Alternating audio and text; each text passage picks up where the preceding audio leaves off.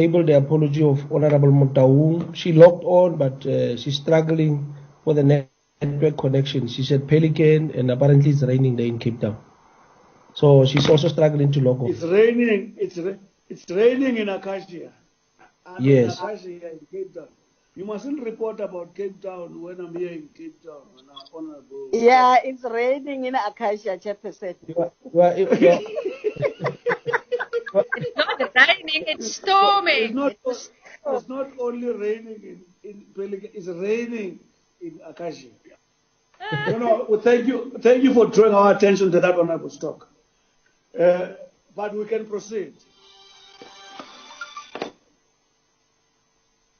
We can proceed, honorable members. Apologies.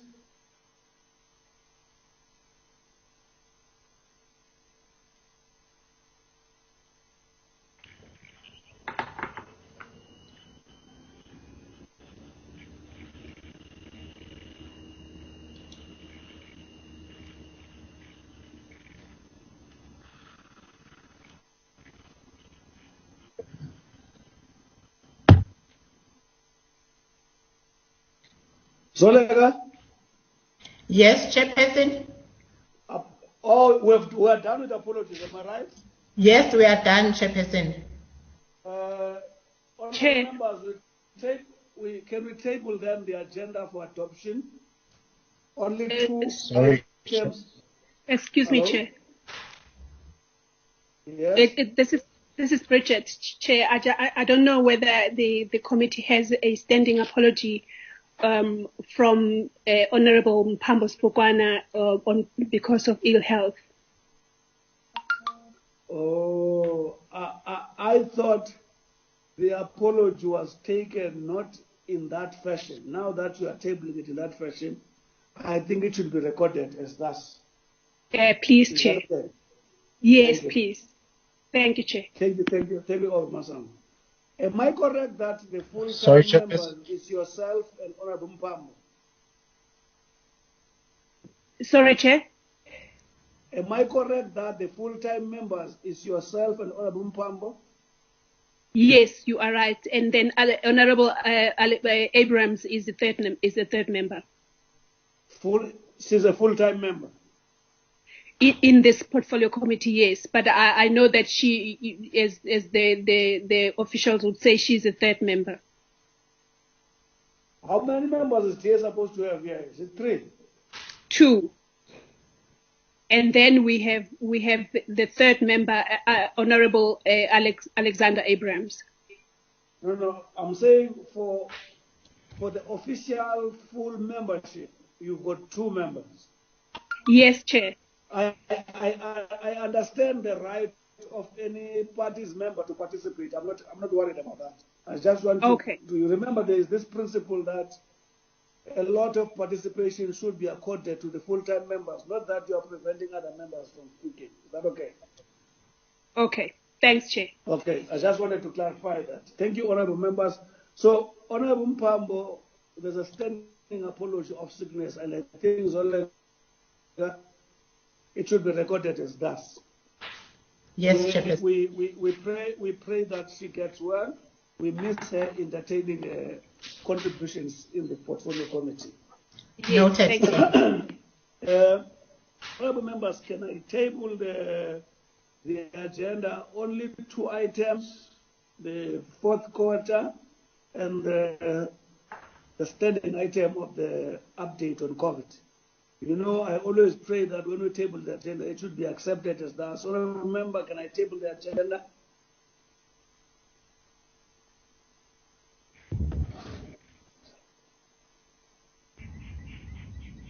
Accepted, Chair.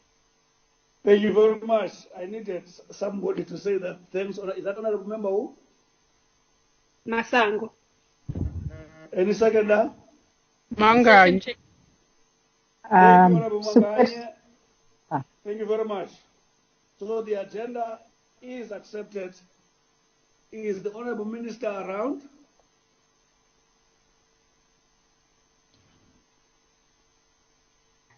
The Minister will join the meeting. Minister is in another meeting at the moment. But who is leading the department now? It is the ADG. African Development General. Put it down.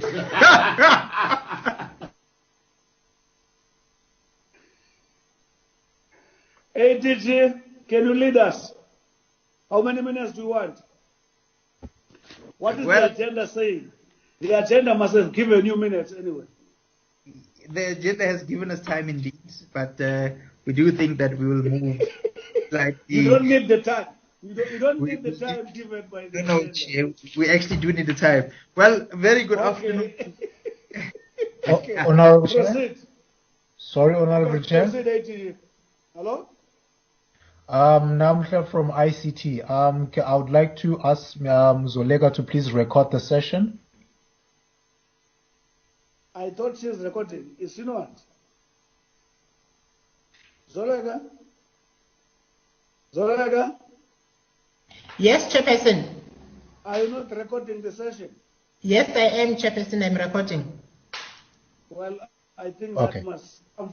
that must comfort Namhla. Thank you, Chair. Are you happy, Namhla? I'm a happy man, thank you. Thank you very much. ADG, we're in your hands. Thank you, Chair. I must confess that I'm a happy man as well. Okay. Thank you very much. Honorable members, a very good afternoon to you. And thank you for the opportunity to present this fourth quarter report of the 2019-2020 financial year. And of course, by way of context, I think it's important that I indicate that this report is being presented at a time when the country is at war with, of course, the invisible enemy, COVID-19, and we are grappling with the so-called new normal, and having to deal with different measures and different ways to ensure business continuity. I must also highlight that the fourth quarter coincided with the start of the pandemic, and we lost about a month and a half or so of the implementation of the targets that we were to put forward. The fourth quarter also closed, Honorable Chairperson, the fifth administration, and of course the last cycle of the MTSF. I think it's important to highlight that not so long ago we presented both our results-based sector-wide strategic plan and our APP and strat plan to demonstrate that we want to work differently in line with the guidance from the committee. But I must also highlight that you would recall that a few months ago we had a series of workshops and a series of discussions together with the committee around how we would change our approach, looking at challenges from the previous cycle. And I think two critical measures that came out of that was a need to consider a portfolio approach and a need to consider a results-based approach. A portfolio approach in that we work together with our development agencies in terms of the work that we do, as well as the sector at length. The portfolio committee was also consistent in challenging us to demonstrate the impact and the change to our programs and policies, and making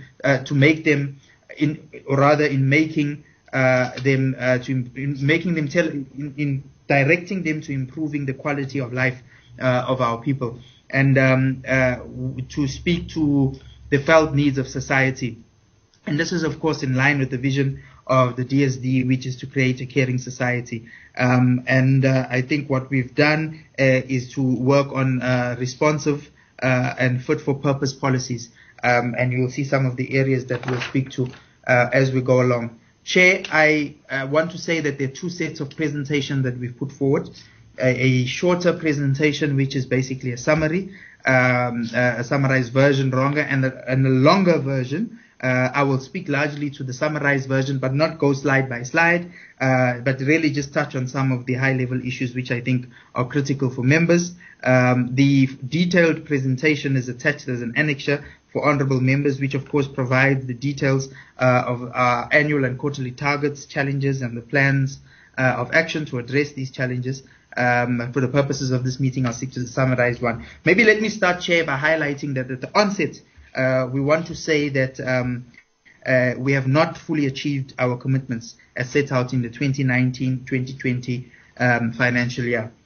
We achieved an average of about 60% of the targets, and we have regressed over the past few years, including quarters, especially with the third and the fourth quarter. And some of these issues are historic in nature, and some of them due to a number of reasons which I'll specify a little later. So from the 45 targets, Chair, that we were provided, that we had set out for ourselves, we want to say that we've achieved 27, and we have not achieved 13 of these targets. And I will outline the specifics in terms of the various programs where we have and where we have not done so. So we have not fully achieved 13 of these targets, which is going to be the central focus of our discussion this afternoon.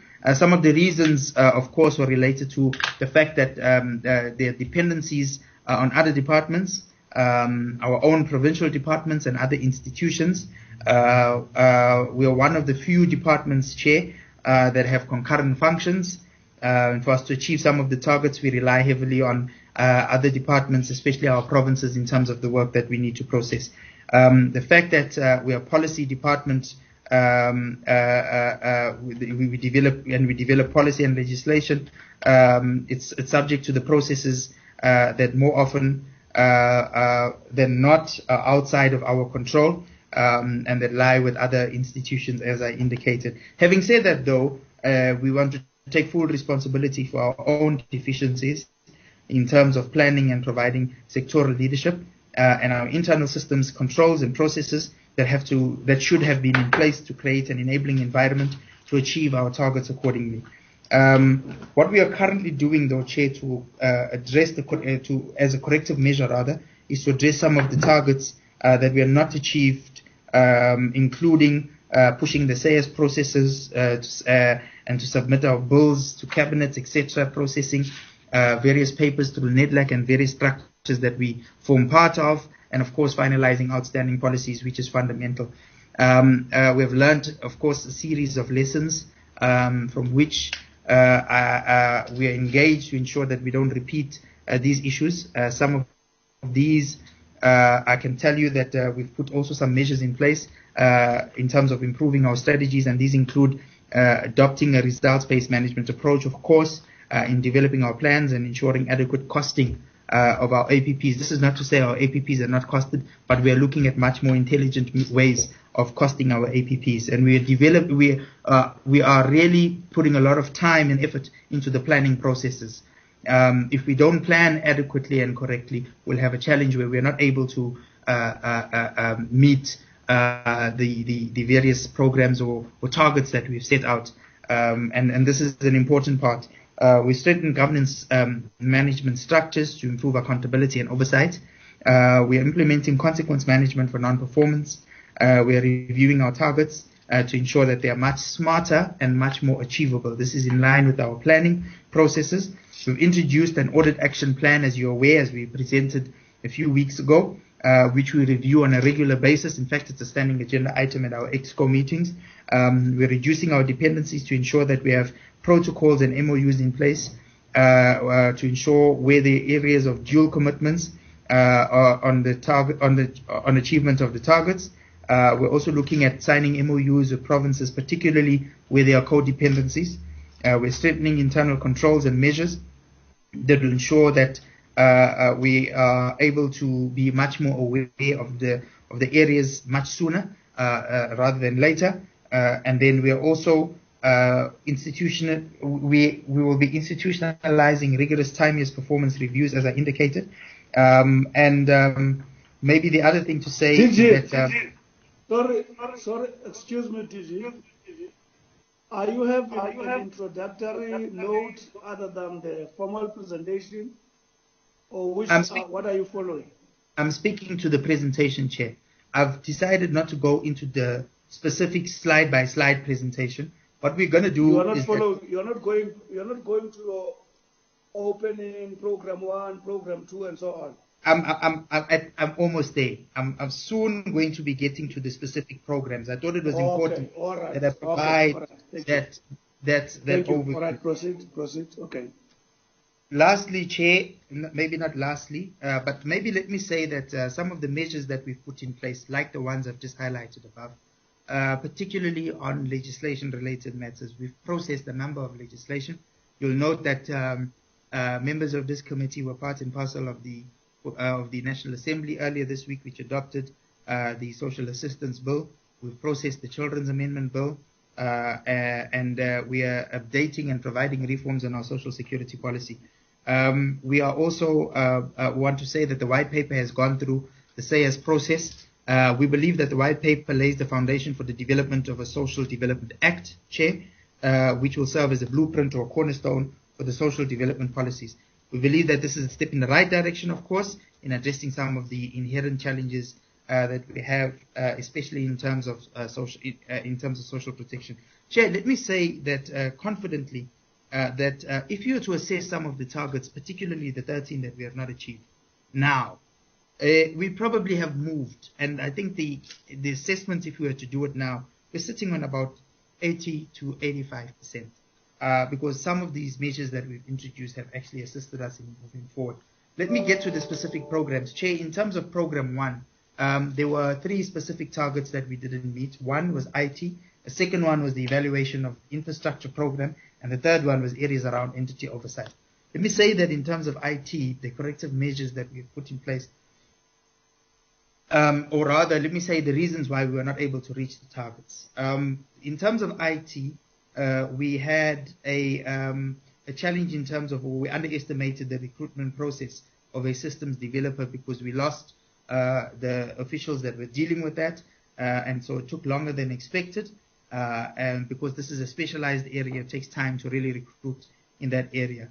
In terms of the M&E, or the evaluation of the infrastructure program, the scope of work, Chair, needed to be increased over a period much longer than what we envisaged. So the BAC felt that we needed to do much more work, so we decided to expand the scope of work to 2 years, and the project timelines, therefore, were not adequately suitable given the magnitude of work, and hence we had to change. In terms of entity oversight, I reported to the committee some time ago that we've moved entity oversight into the office of the DG, but I think the important thing is that we've had a rethink of the entire functions, or the entire function of entity oversight, so that we are able to develop sound systems and processes. And what we are doing is, of course, we are looking at the best practices in 1 or 2 other departments who are doing effectively well in terms of entity oversight. So those are the 3 issues, Chair, that relate to Program 1. I'm going to ask Brenda, who is in the meeting, to briefly take us through. In terms of Program 2, you'll note that we met all our targets. It was 1 target, but there was 1 target that we did not achieve in terms of Program 3. And I'll ask Brenda, who is the DDG responsible in that branch, to briefly take us through that one. Chair, thank you very much. Brenda?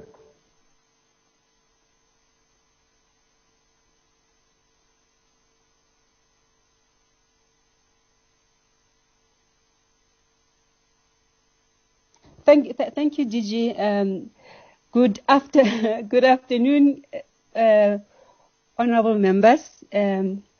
I think Minister is here, and DM, good afternoon to you all. With regards to Program 3, the biggest thing we were busy with this past year was to look at the reform of the social security system. And this is a program that has been going on for a couple of years. We were busy with the discussions at NEDLEC with the intent of finalizing the policy proposals within the NEDLEC process by the end of the financial year. Unfortunately, we did not manage to finish that program for 2 reasons. Firstly, the scope of the work is quite wide, and I think normally we talk about it as comprehensive social security, but the unpacking of what that is quite a lot of different policy areas that we needed to do.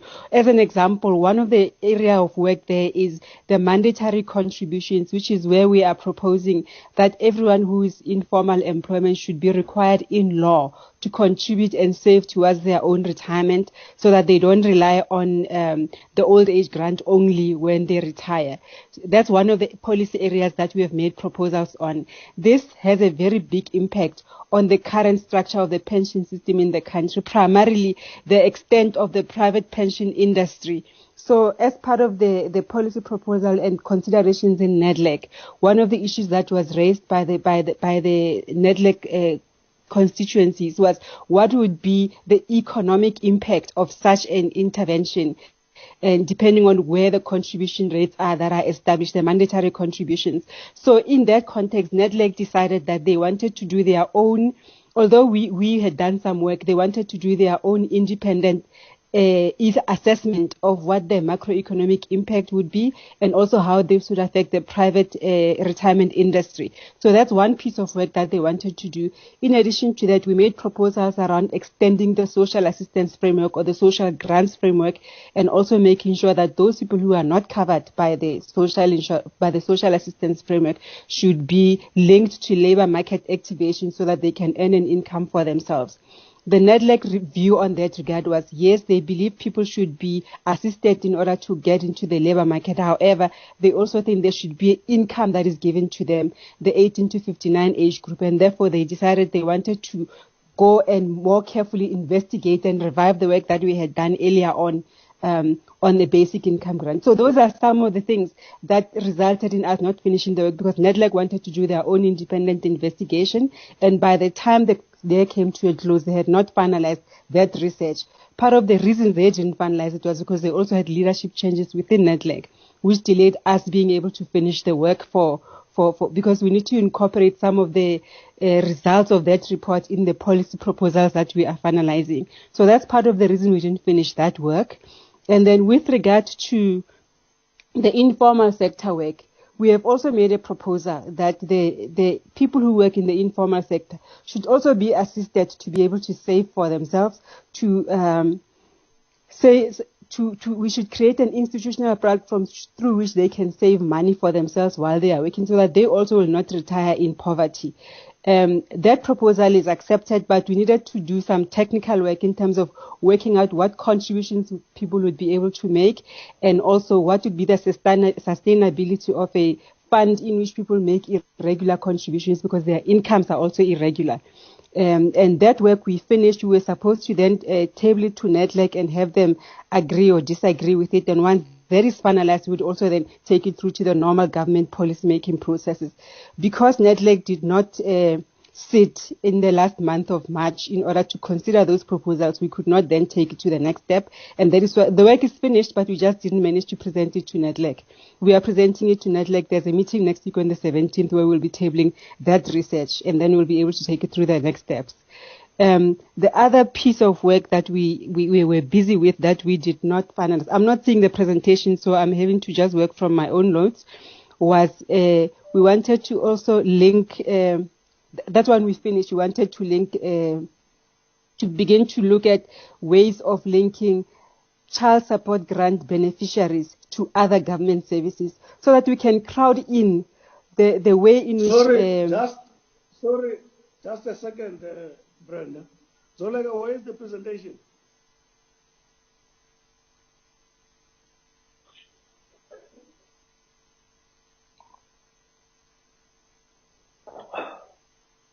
Hello?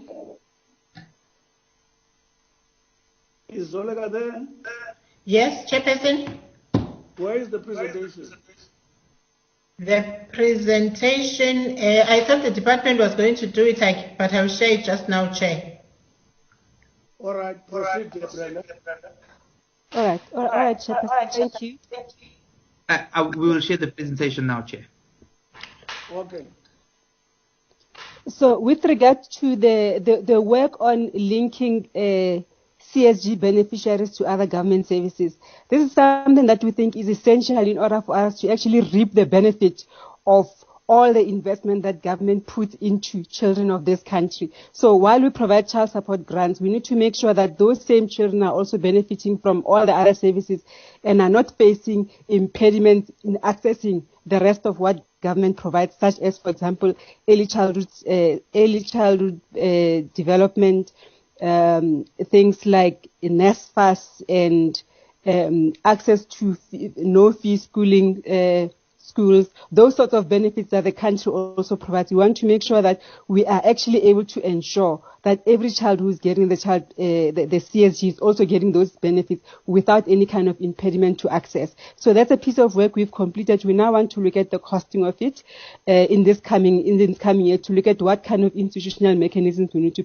put in place. Primarily, it's about information systems and tracking of those children throughout their lives up until they reach the age of 18, that they're accessing all of the benefits. Then, with regards to the Social Assistance Amendment Bill, I don't think I need to be saying a lot about this one because the Portfolio Committee is aware of where that is. By the end of the financial year, we had hoped for it to have been finalized in Parliament, but it was only yesterday, in fact, that the NCOP considered it. So that one, now that it's done, we will be able to begin to publicize the regulations that will enable us to implement that bill. So that's how far we are with regards to this, with regards to the social security work that we had undertaken for last year. Thank you, Chairperson. Thank you. Next person. Thank you very much, Chair. I'm going to ask Connie to come in and speak to the targets as it relates to Program 4. After Connie, Tabani will speak to some of the targets related to this program as well. Good afternoon. Thank you, Honorable Chairperson and honorable members. I'll be dealing with Program 4. Can we go to the next slide? Thank you.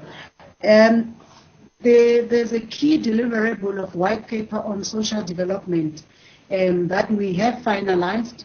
However, in the last quarter, we were supposed to have presented it to Cabinet, which did not happen. So we indicating in that slide the work that we have been doing with DPME to make sure that the CS report and also that it becomes ready for tabling beyond the last quarter.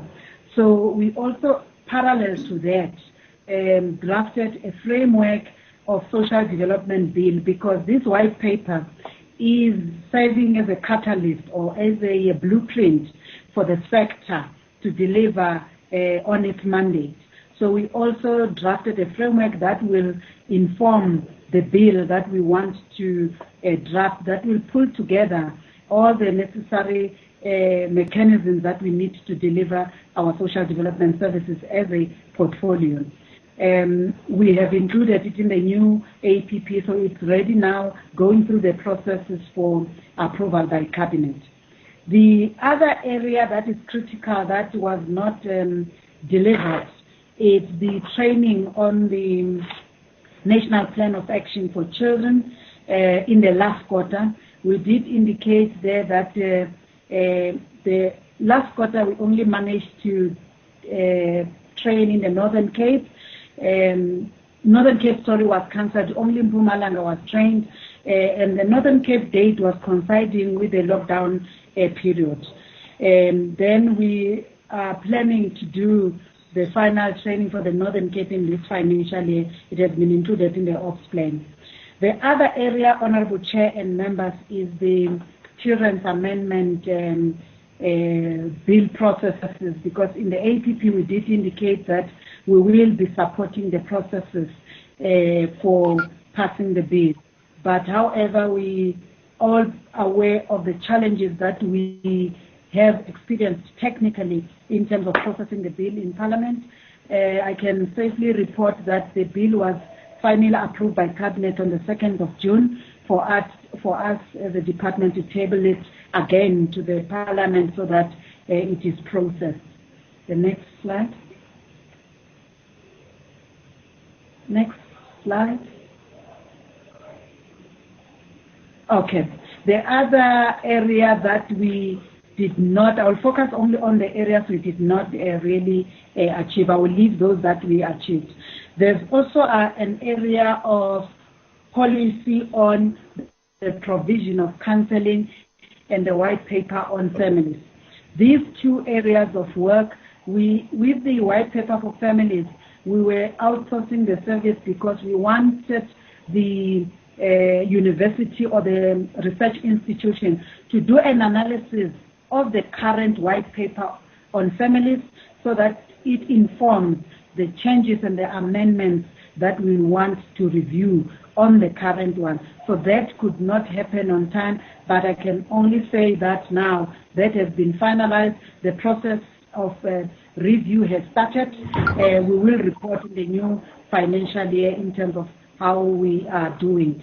On the provision of counseling services, that did not happen because this is a work that we are supported by the UNICEF.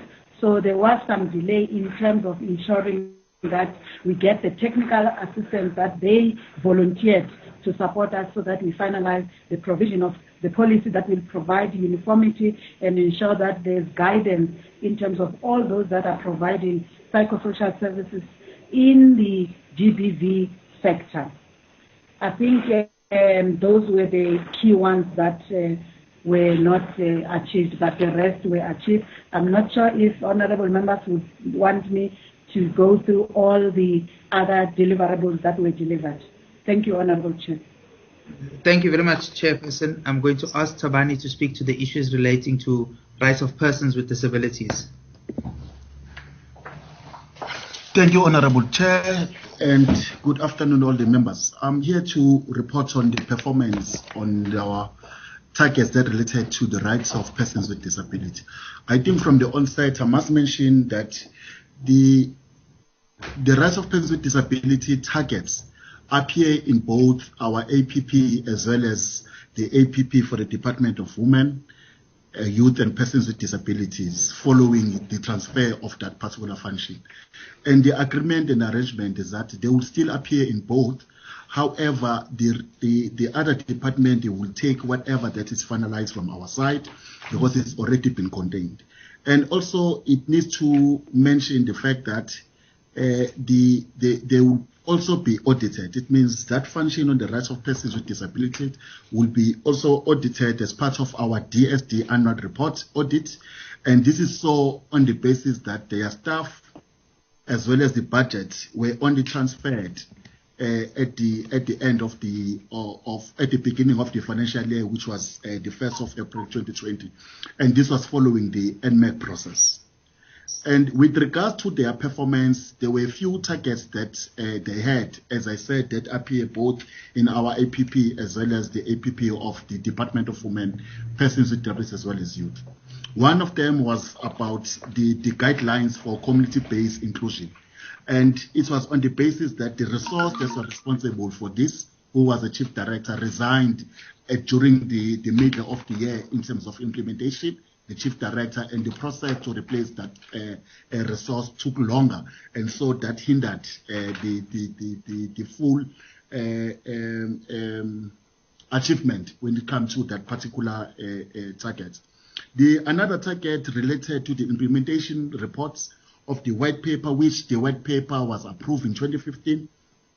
So what has been the challenge is that the department has been suffering in terms of receiving maximum cooperation from other government departments who need to report on a continuous basis in terms of the work that they're doing in making sure that the rights of persons with disabilities are aligned and are also mainstreamed within their programs and policies. So they've been receiving, not getting maximum cooperation from other departments.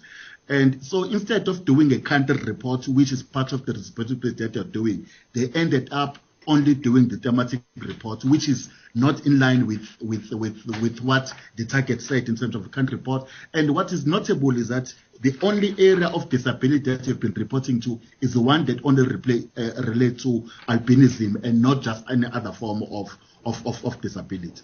The final target is the one that is on the policy for social services to persons with disabilities, and it is also that target that they could not achieve because we felt as ESCO when this was presented, this target and this work is not ready to go through the cabinet, so we had recommended that there should be much more improvements and there should be much more consultation that needs to be done with regard to the policy on social service to persons with disabilities. So that policy, we felt it could not be a process to cabinet. Chair, I think the last one, which is outside Program 4, which relates to Program 5, is with regard to the EPWP. It relates to EPWP, which is for us as department, the target was for the department to develop a business plan for the next 5 years in terms of the implementation of the social sector relating to EPWP. We did not meet this target fully because it was only 4 provinces instead of all 9 that submitted their inputs or their business plan. And I must indicate it was the province of Limpopo, Northwest, Western Cape, Eastern Cape, as well as Free State. Those were the only 5. We are still, even now, having outstanding provinces that have not submitted. And these are the Northern Cape, the KwaZulu-Natal, Gauteng, as well as Mpumalanga. We are still awaiting for them to submit their inputs in terms of the business plan that will go towards this 5-year business plan for the whole sector that we had to have. That's where it stops on Program 5, and others relate to what Mr. Neshipale would speak to relating to the NPO Act as well as the other targets. Thank you, Chair. Neshipale. Yeah.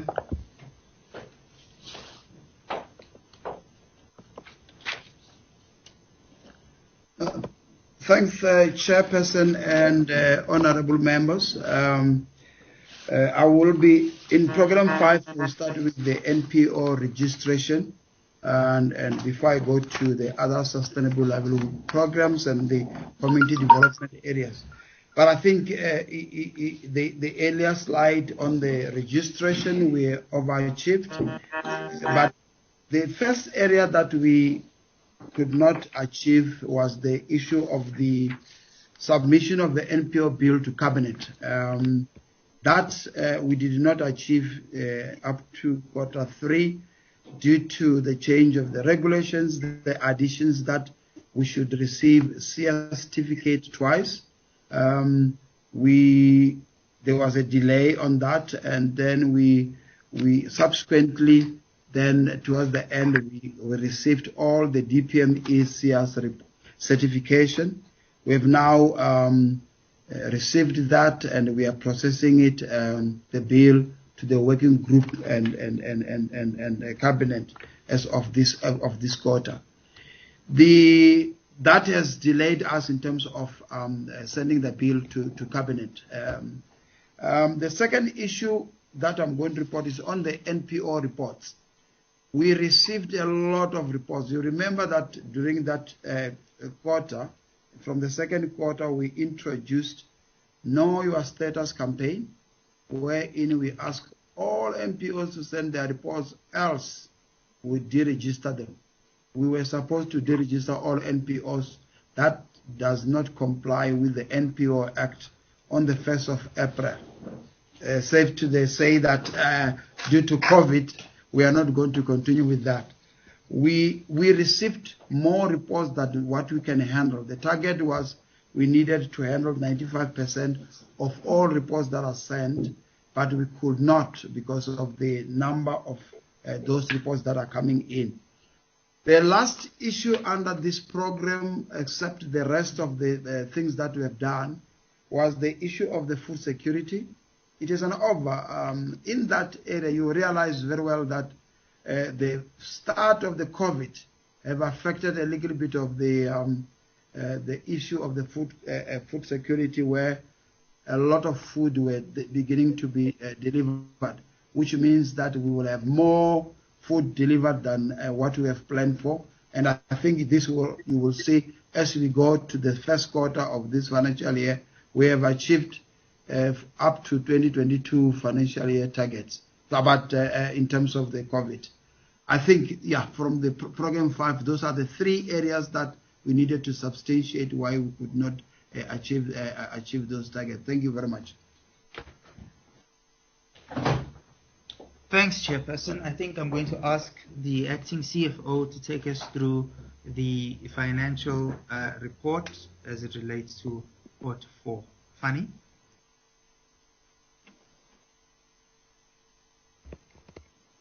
Thank you, Chairperson. Thank you, honourable members and Chairperson and the DG.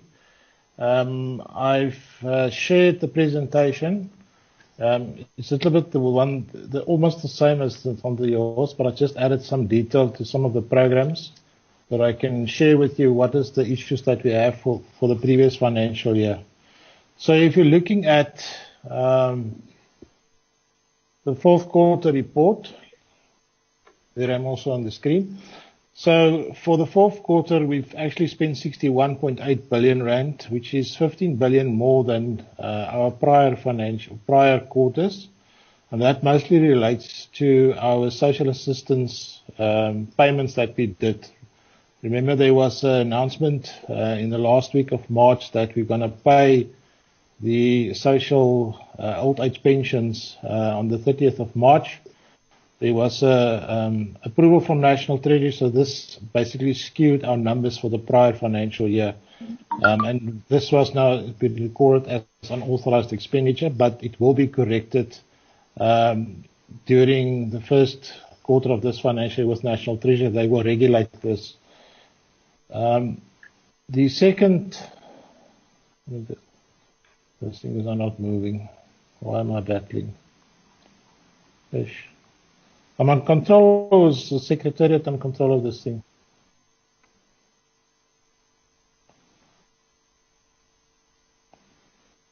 Okay. In terms of the programs, one would see, and this is now based on the revised, we've already did our year environments for the previous financial year. So we did the adjustments. So for program 1, we had a small saving of 486,000. For program 2, you will see the 8% spending, or the almost 15 billion rand saving. The social security area is 25 million underspending. Program 4, welfare services, underspending of 92 million, and I'll come to the detail of that. And for program 5, welfare social policy, 7 million. The compensation of employees, looking at a 1.1 million underspending. We have corrected some of the adjustments there. On goods and services, we've got 114 million underspending. And then you will see with the 15 billion on the households related to the social assistance. The reasons, let me go to Robert to the program detail and skip some of these slides. I understand that the detailed slides were presented or were provided to you as part of the presentation today, so I want to rather talk to the different programs in detail so I could avoid some of these questions. Just in terms of our operational spending, that's now excluding the all major transfers. There was a significant increase in our COE from 135 million to 142. That relates basically to the appointment of our social workers in 1 December 2019, for which we incurred a 4-month cost. Our goods and services, we made significant strides in the goods and services. We spent 154 million in the last quarter of the financial year, and I'll come to the detail of where did we spend this amount. So for program 1, as I said, 99% spending. There's just different sub-programs. We've adjusted the numbers. The high spending on goods and services for the fourth quarter, one would see we fairly underspent in the first 3 quarters in terms of goods and services, and then we increased our expenditure to 95 million in the last quarter of the financial year. Now this mainly relate, and remember that we've reported in our prior engagements for the first quarters that we've had the issue with the turnkey project. And we have terminated the contract with Turnkey or CETA during September, October of 2019. So all of those contracts that was done between CETA and service providers was ceded to the department, and therefore we've made significant progress on that. There's some of the expenditures we've incurred in the fourth quarter. We've replaced our IT servers. That's 41 million. The cabling and switching was about 5 million, and we also had an antivirus project or antivirus software for 3.6 million. So that was the major expenditure and progress we did on IT infrastructure for the department in the fourth quarter of the financial year. Social assistance. There's basically the different over expenditures for the different grant types. One would see on old age it's 6.5, disability 2 billion, and child support 5.6 billion. So in total 14.8 billion. And the reasons being is that because of the payments we did. Just here I want to illustrate again what is the number of beneficiaries we reached in the prior financial year. 18.5 million beneficiaries. There we could see the number of beneficiaries for the different grant types that we've reached in the prior financial year. And as I indicated, the overspending relates to the payments that we did on the 30th of March, but it will be corrected and it will be regularized in the first quarter of this financial year with National Treasury. Then on Social Security policy, 99% spending. There's underspending on our first two sub-programs, Social Security policy and appeals. The underspending mainly relates to our goods and services. If one goes to the reasons, and again as in the prior commitments that we had, is that we were waiting for the social assistance bill to be passed. That's got an impact both on the establishment of our inspectorate, as well as the appeals tribunal, so there were lesser legal cases and appeals. So that was the result of the bill. For welfare services, 91% spending. There's just basically the illustration of the various sub-programs. One would see the major underspending relies on Social Security policy, prevention and victim empowerment of 69 million.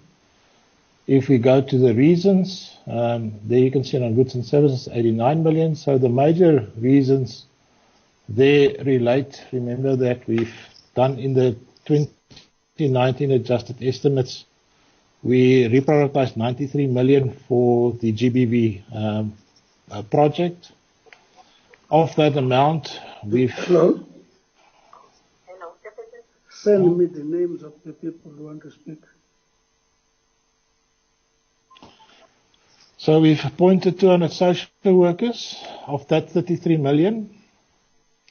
And then on the 60 million, we made a case to National Treasury that we want to transfer this funds to the NPOs of the Kusaleka one-stop centers. Because it's an transfer to an NGO, we had to get National Treasury approval. That was done in early March. Then COVID kicked in, and then Treasury forgot about us. We only got now feedback from them in this week that they've approved this. But now the problem is that we don't have the funding anymore, and we were not allowed to roll this amount over to this financial year because of the disaster declared for the COVID. So we are stuck with this one. If we want to proceed with this project, then we have to reprioritize within our current baseline. Then on transfers and payments, there's only two organizations that we didn't pay. The Albinism of South Africa was 845, and the ABBA Specialized Adoption and Social Services one of 1.2. There was issues with financial non-compliance. They haven't given us progress reports and submitted their financials, so we could not pay these two organizations in the prior financial year. Just in terms of the ECD conditional grant, there we could see what is the allocation that we had for the prior financial year, the 518. There was some rollovers in provinces of 4.7. The total transfers was 552. The actual expenditure in provinces was 503, so there was a small underspending. Although in the Western Cape there was over expenditure, but that overspending was funded within their provincial equitable share. These are just the numbers in terms of the children that benefited. Our target was 106, but we actually achieved 108 children in the prior financial year. Then for Program 5, Social Policy, There were some savings on the population of 9 million, and there were some sub-programs that overspent, so the over and underspending just cancel each other out. In terms of the savings on the economic classification was a 6 million, and they scaled down on their annual events and outreach services to the annual program. So the main reason for underspending there is operational savings that they've pushed forward, and then also the outreach programs during the financial year. Chairperson, I think that is the detailed brief I wanted to give to the Portfolio Committee. It's open for questions. Thank you. Chair, maybe I should just thank you very much, Fanny, and thank you to the colleagues. You've overstayed your time. We've got 5 more minutes, Chairperson. You were supposed to be done by 1:45. No. Please, look at the agenda. You were supposed to be done by 1:45. Do you want to say anything? Well, Chair, I wanted to just round up and say that this has certainly not been an easy year. It's been a very difficult year, but we've learned very interesting lessons, and we don't want to make excuses, but we are taking responsibility for the work that we've done and the targets that we have not achieved, and we're using these lessons to drive our strategy in terms of planning smarter and planning better. And we're moving from outputs in terms of what we do into outcomes and impact. So we also want to commit to the committee that we'll do much better in this regard, and we certainly rely on the committee's wisdom and guidance going forward. Thank you very much. Yeah, that's where we are, honourable members. I have got the following names: Honorable Seke, Honorable Pilankulu, Honorable Stock, Honorable Panameva. So far, Honorable Seke, can you speak? You know the we can do 4 minutes rule today. Okay, Honorable Seke. Yes. Thank you, Chair. I don't think I would be using the whole 4 minutes, but I just want to say thank you to the department for the presentation. My question really, firstly, is one that is an issue that I have witnessed before the lockdown and during the lockdown. I saw on slide 20, this would fall under that, performance welfare services. And my question relates to the children and youth living with HIV. What is the department doing to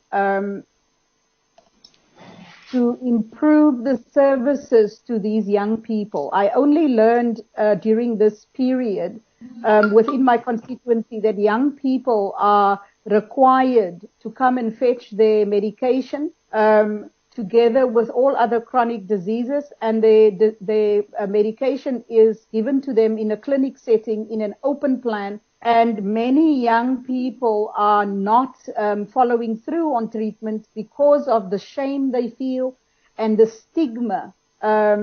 What is the department, does the department have plans to address this? Is it a situation that they are aware of? And I would like for us in the committee to also take note of it, because it is an issue that is causing early death for young people that go off their retrovirals because they have that shame. And secondly, they're living with a disease that impacts their future and their relationship significantly. And I really need to know from the department there is a program or any kind of service that is being looked at by the department to improve the lives of children that are thus affected.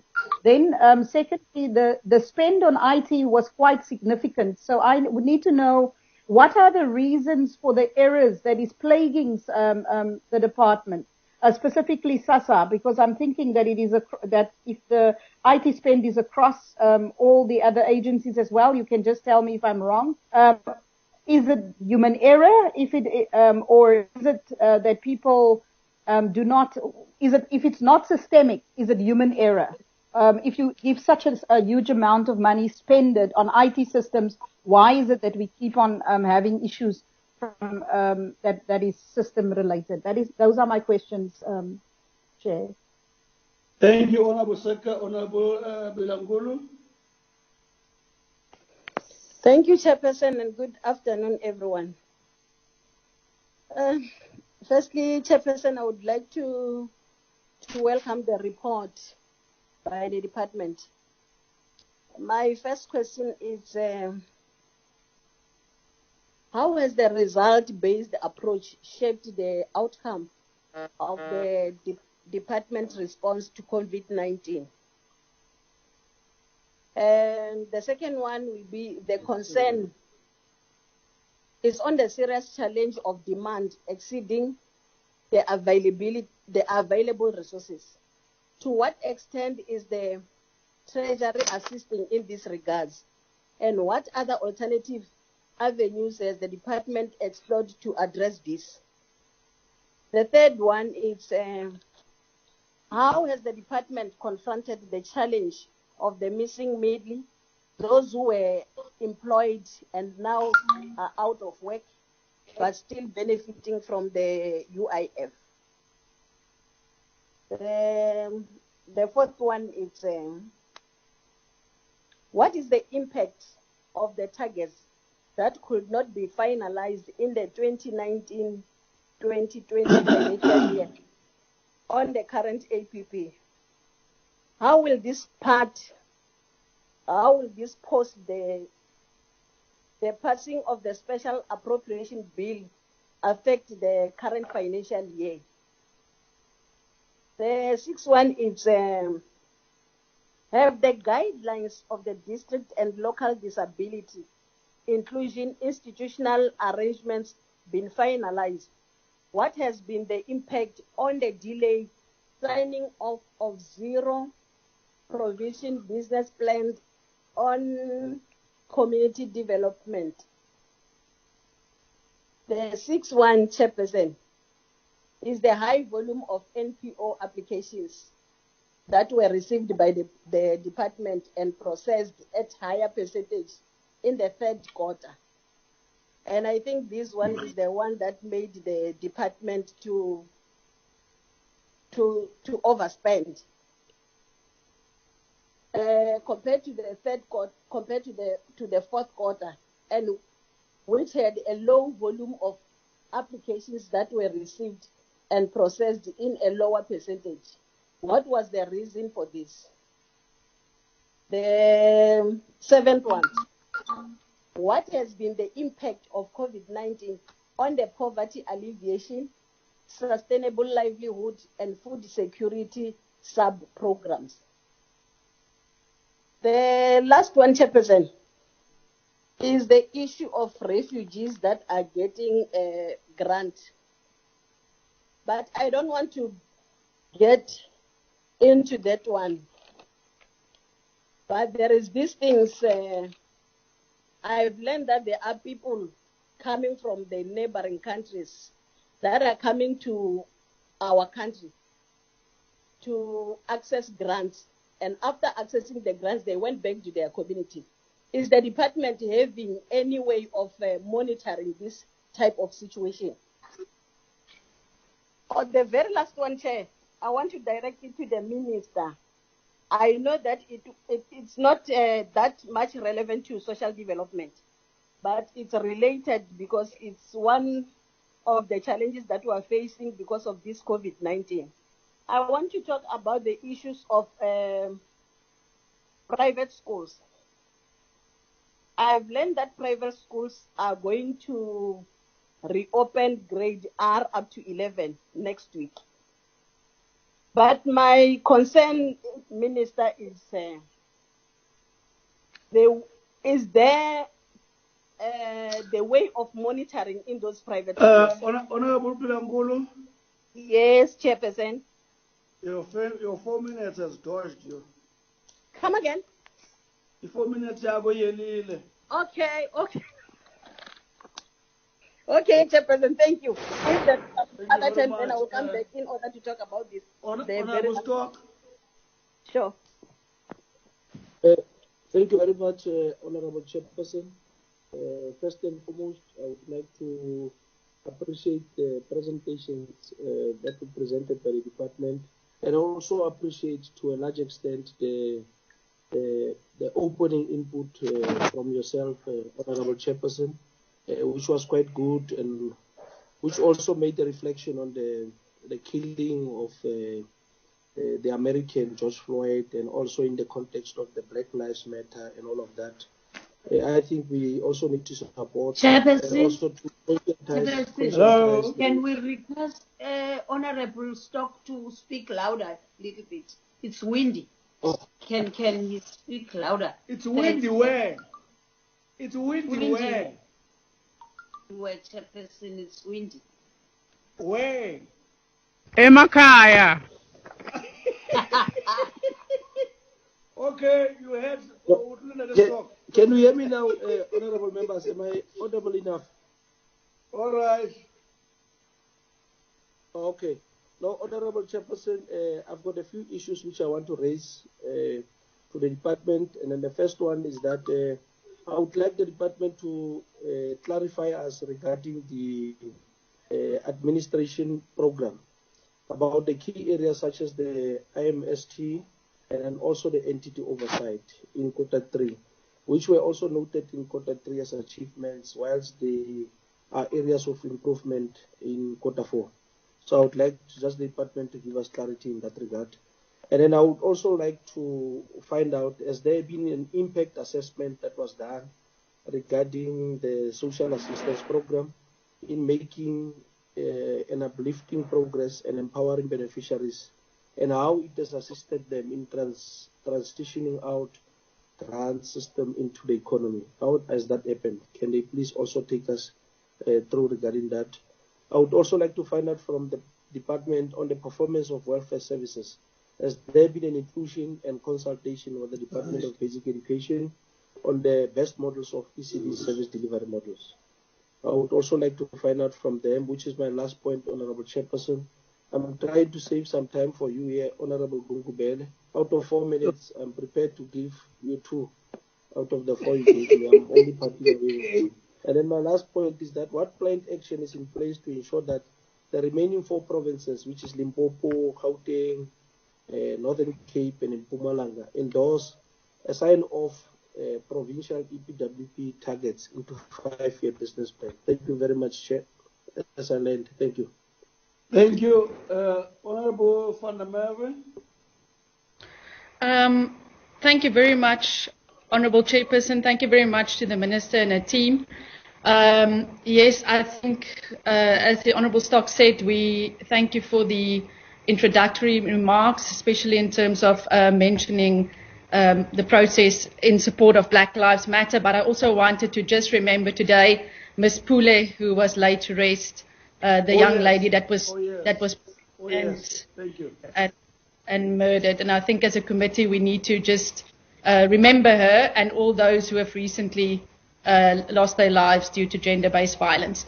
I would like to thank the Acting Director General for the presentation as well, and for the comments that he made in terms of saying that where they haven't met targets, they take responsibility.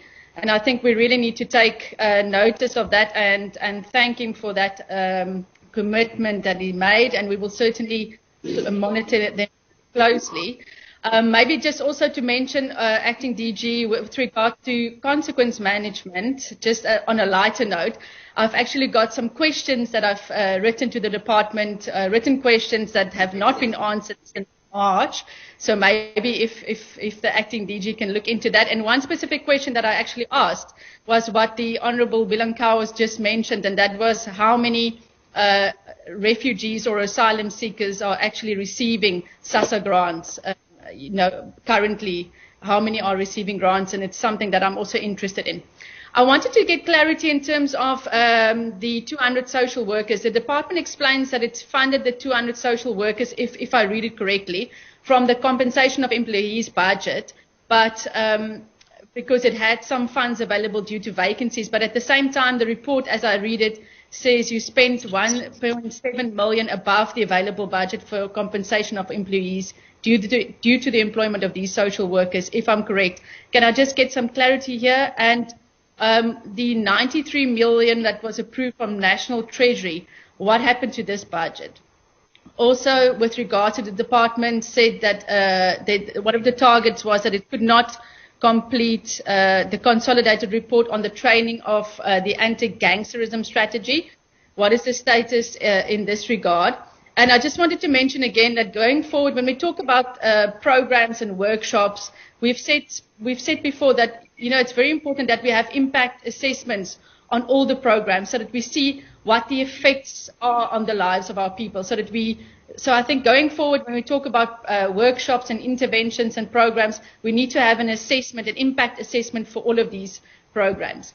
When we talk about the rights of people with disabilities, and I completely understand that this program has now been transferred to women, children, and people with disabilities, but a general comment is that I get the sense that, within government, whenever we talk about the rights of with disabilities, it's almost a tick box exercise. We speak about frameworks, we speak about draft guidelines, but on the ground, not much. So I would like to know, there was a reference made with regard to some departments that are not reporting on their obligations in terms of people with disabilities. Which are these departments? Also, can we get an update? We spoke about it, I think, a few weeks back. What are the current numbers of people with disabilities employed within the department? I want to add to what Honourable Suker said in terms of IT. Cabling at 4.8 million and antivirus programs, a spend of 3.6 million. It seems rather excessive. Did you not have cabling and antivirus software before? And maybe just, explain a little bit more for us what would have warranted this excessive spend and who is the service provider. And lastly, Chairperson, when it comes to there was a slide about non-payment to the Albinism Society and the ABBA adoption services. And I'm really quite concerned about that because I assume that these organizations without the funding from the Department of Social Development would really struggle because if ABBA adoption services, the Albinism Society have not received the money that they were banking on receiving, I'm sure that, children are languishing in children's homes because adoptions cannot be finalized and the Albinism Society cannot do its work. So what interventions, what negotiations are taking place between yourselves and these organizations so that they're able to get you the necessary documents and so that you can pay them? Because I think this is quite a serious issue that we need to come attention to. Thank you, Chairperson. Thank you, Honourable Van der Merwe. Honourable Down. Thank you, Chair. Chair, my apology for joining the meeting late. It's due to my network. The apology was given. Proceed. Oh, okay. Chairperson, mine is on COVID-19. I want to ask the department, how can we ensure that a sustainable food security system? Hello, Chair. There's an item on COVID. There's an item on COVID-19. Oh, okay. Okay, Chair. So can you hold on for now? Okay, Chair. I'm sorry I joined the meeting late. When we present COVID-19, you will speak. Okay, thank you, Chair. And what about the fourth quarter? Was it done? Speak about it if you want to. Speak about the fourth quarter. COVID-19 is coming. You can speak about the fourth quarter. Okay, thank you, Chair. My question is, in what way using the results-based approach has the fourth quarter report tangibly improved the quality of lives of our people? What lessons can be drawn from the fourth quarter report that can better inform the revised APP? The last one, in what way is the report demonstrating that a balance has been linked in the input-output against the outcomes? In what way is this report demonstrating an improvement in efficiency, economy, and in effectiveness through the implementation its program? Thank you, Chair. Thank you, Honorable Down. Honorable Aris.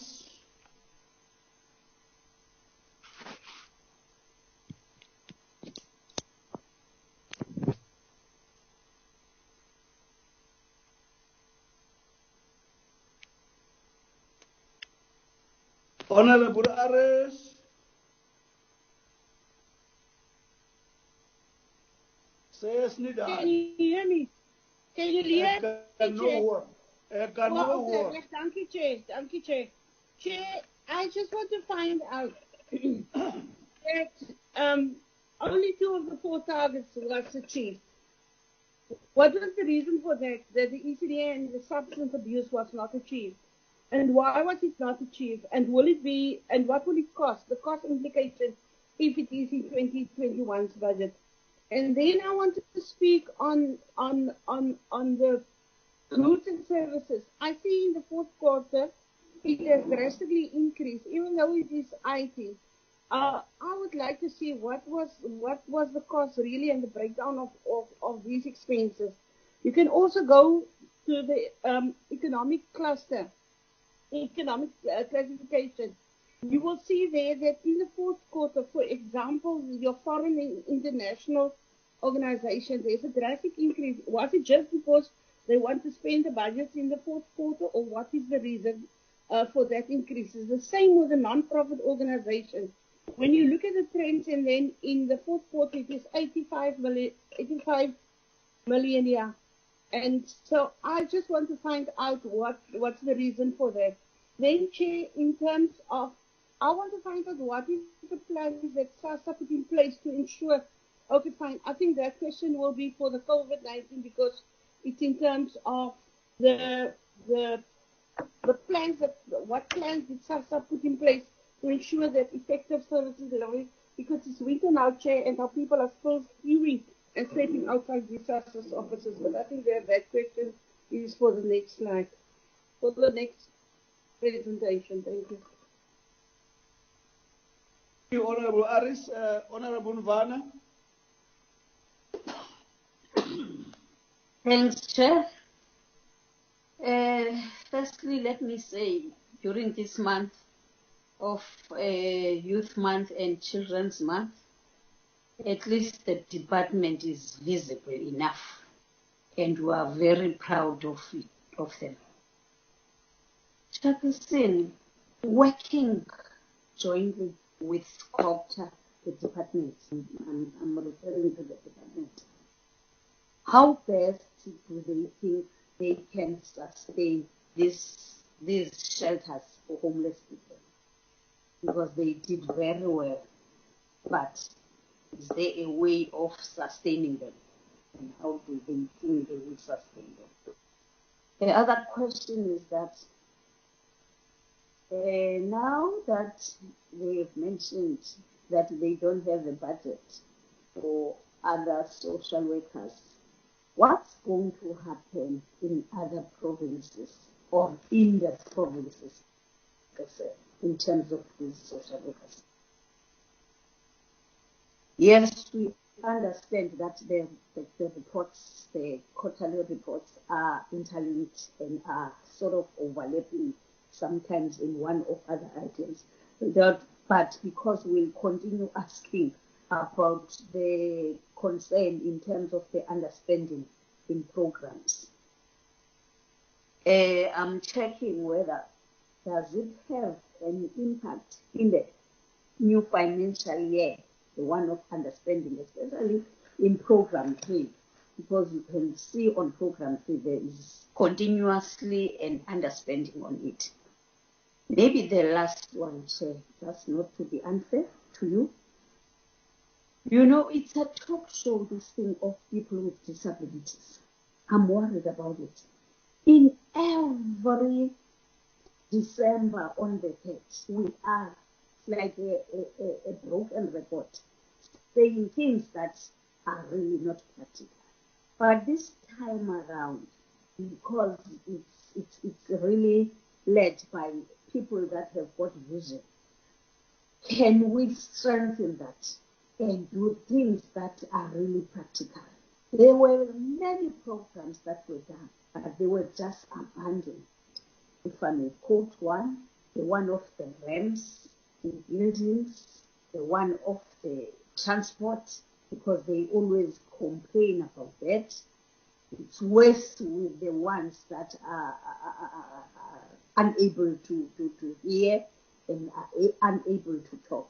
So can we make that to be really something that is implemented? Thanks, sir.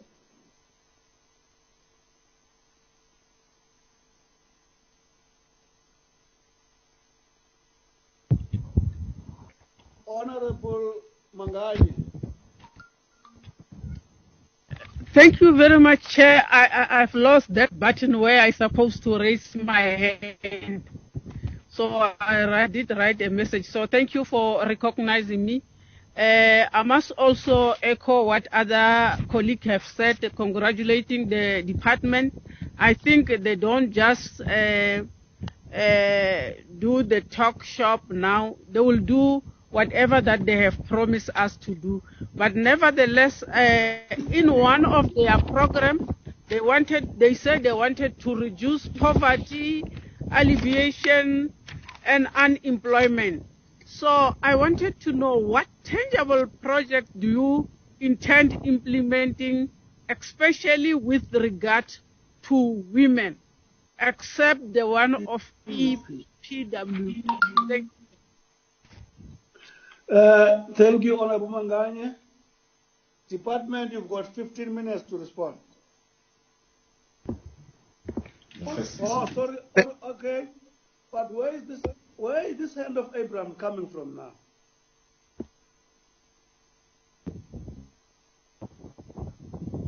Honorable Abrahams, can you take 2 minutes?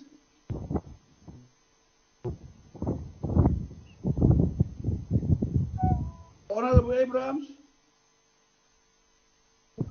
There we go. I'm just having a problem with my mic.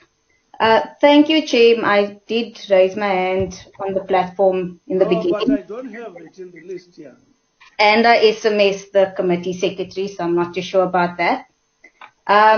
So, Chair, there's some questions and then some things that the department just have to maybe send. They don't have to answer right now. But one of them is, firstly, that the summary slides that were presented, we did not receive. So it makes the engagement process even harder than what it already is on this virtual meeting, because what's been presented isn't what we received and still haven't received it.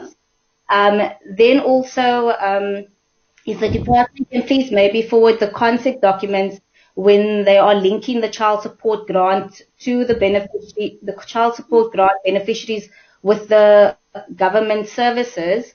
And then also in the same way, the slide 25 that I was reading spoke to a youth strategy. And I just want to find out if it's a department's separate youth strategy to the National Youth Development Agency and the other portfolio in the presidency, or is it the same youth strategy? And in the same way, when we're speaking about the National Plan of Action for Children, the one that I find is the 2012 to 2017 document. And we're spending all this money on, IT and things like that, yet I still find the department's website very difficult to navigate because I can't find any of the policies and the documents that we are speaking about on the website to actually make it easier for myself to engage.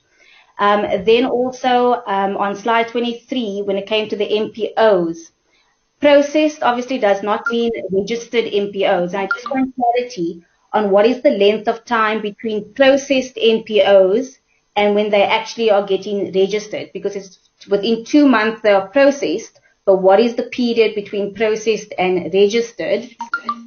And then also on the issue of MPOs, they still have difficulties due to the availability of laptops and 3G cards. They start to work at home, and I understand that you can't exactly take desktop computers home. That's removing assets.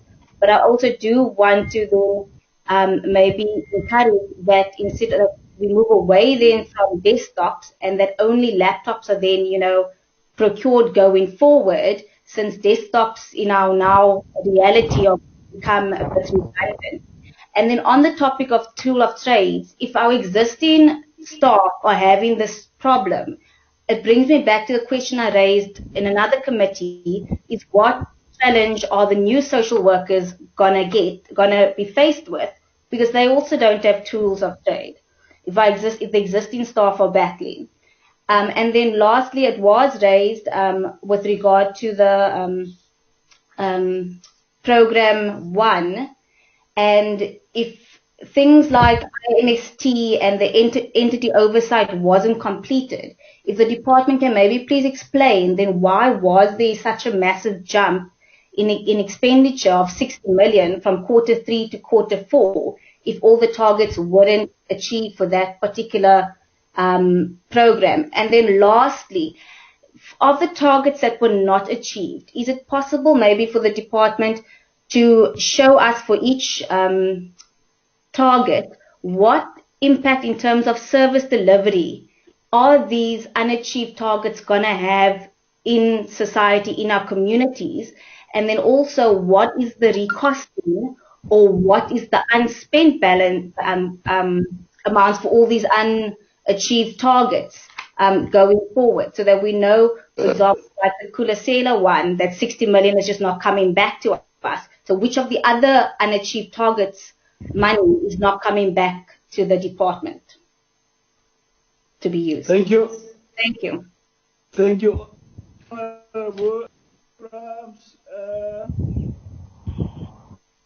think we're beginning now for the first time to run behind time. Quickly, what I wanted to say to the department is that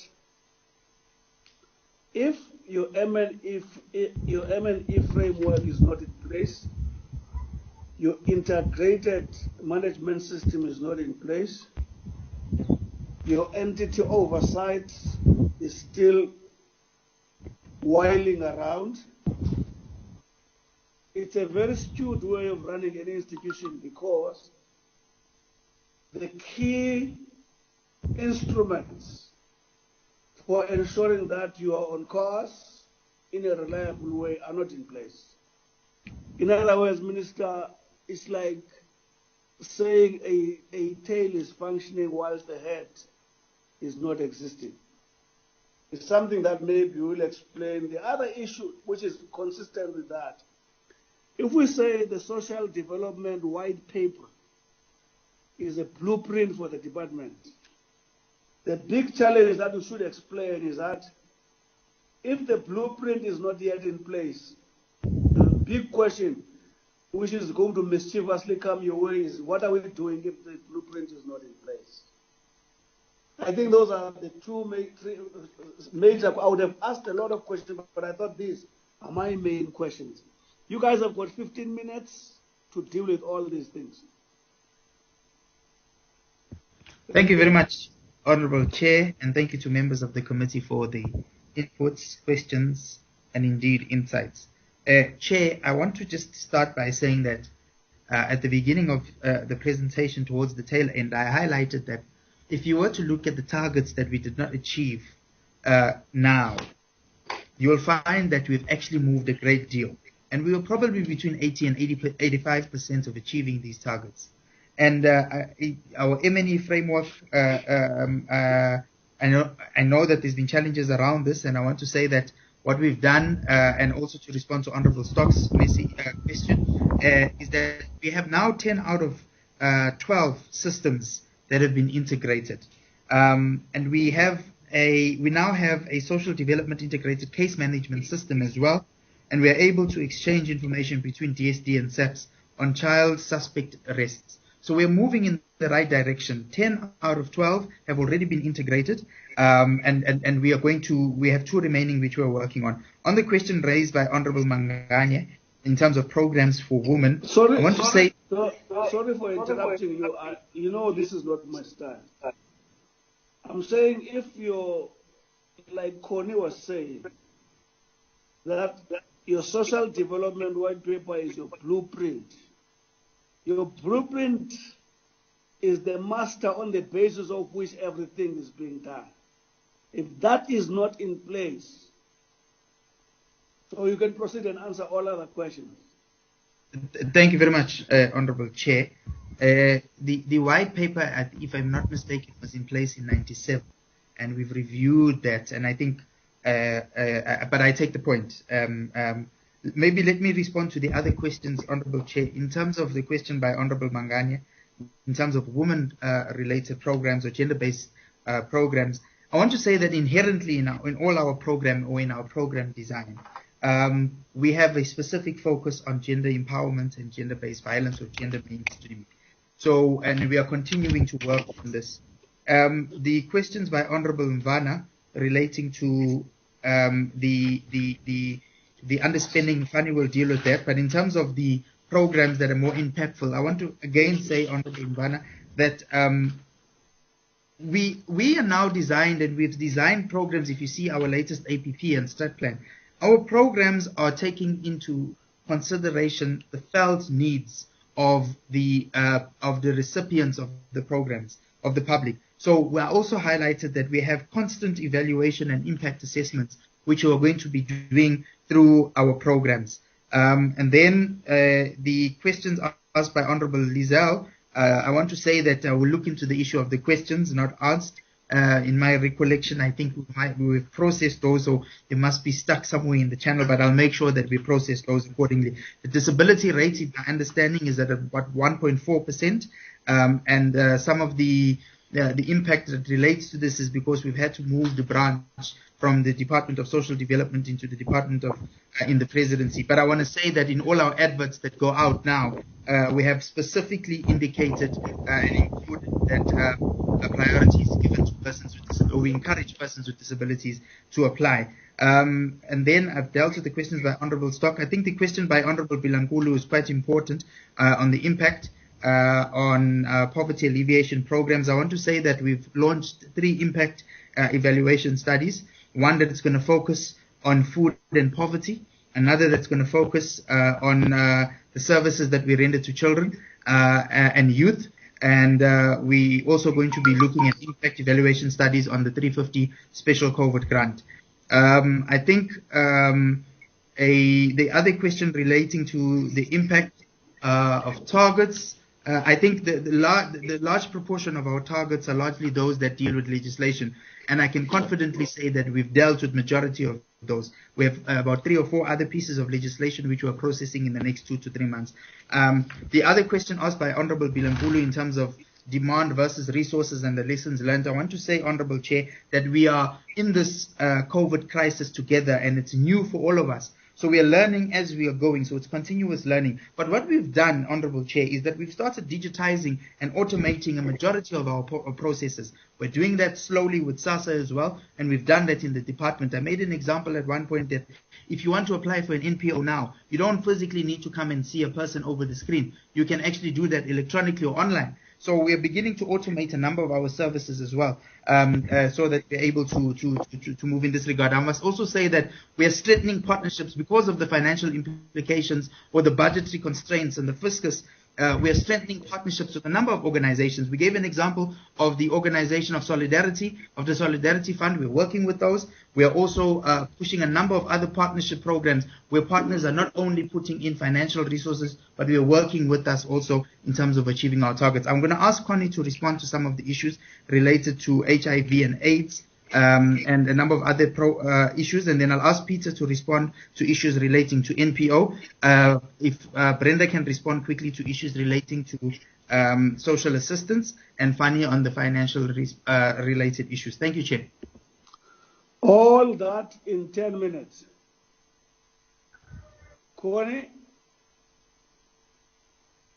Thank you, Honorable Chairperson. I just want to answer two critical questions. One is on the white paper on social development. I just want to indicate, Honorable Chair, that there's not necessarily a policy gap, but yes, it's correct that we need to fast track the new one. We do have the 1997 that we are using, but once Cabinet approves this one, then that one falls off, and then it will also inform the social development legislation that we have been talking about. And then on the issue of HIV and AIDS stigma, we do have programs that we are running. There's one on stigma reduction program, which we partnered with SANAC to implement. We have trained traditional leaders, and this year we're planning to roll out and train the religious sector so that they can assist us. The children and the young people are supposed to get these services at the home community-based care that are in communities in terms of stigma reduction and also their medical, managing their medical treatment. So if there's really a specific case, we would really love to make a follow-up, because it is not correct for children to be exposed and not to be receiving the much-needed services and protection that we always preach as a department.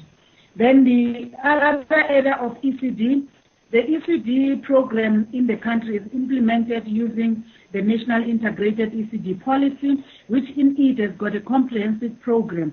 And then there are structures and forums where we coordinate with all departments, including DBE. The issue of service delivery model for ECD, it is a target that we have had, but now with the movement, the DBE indicated they will deliver it in this financial year to make sure that we take forward the program that is in the policy, it's implemented uniformly across the board. I want to correct also the issue of anti-gangsterism.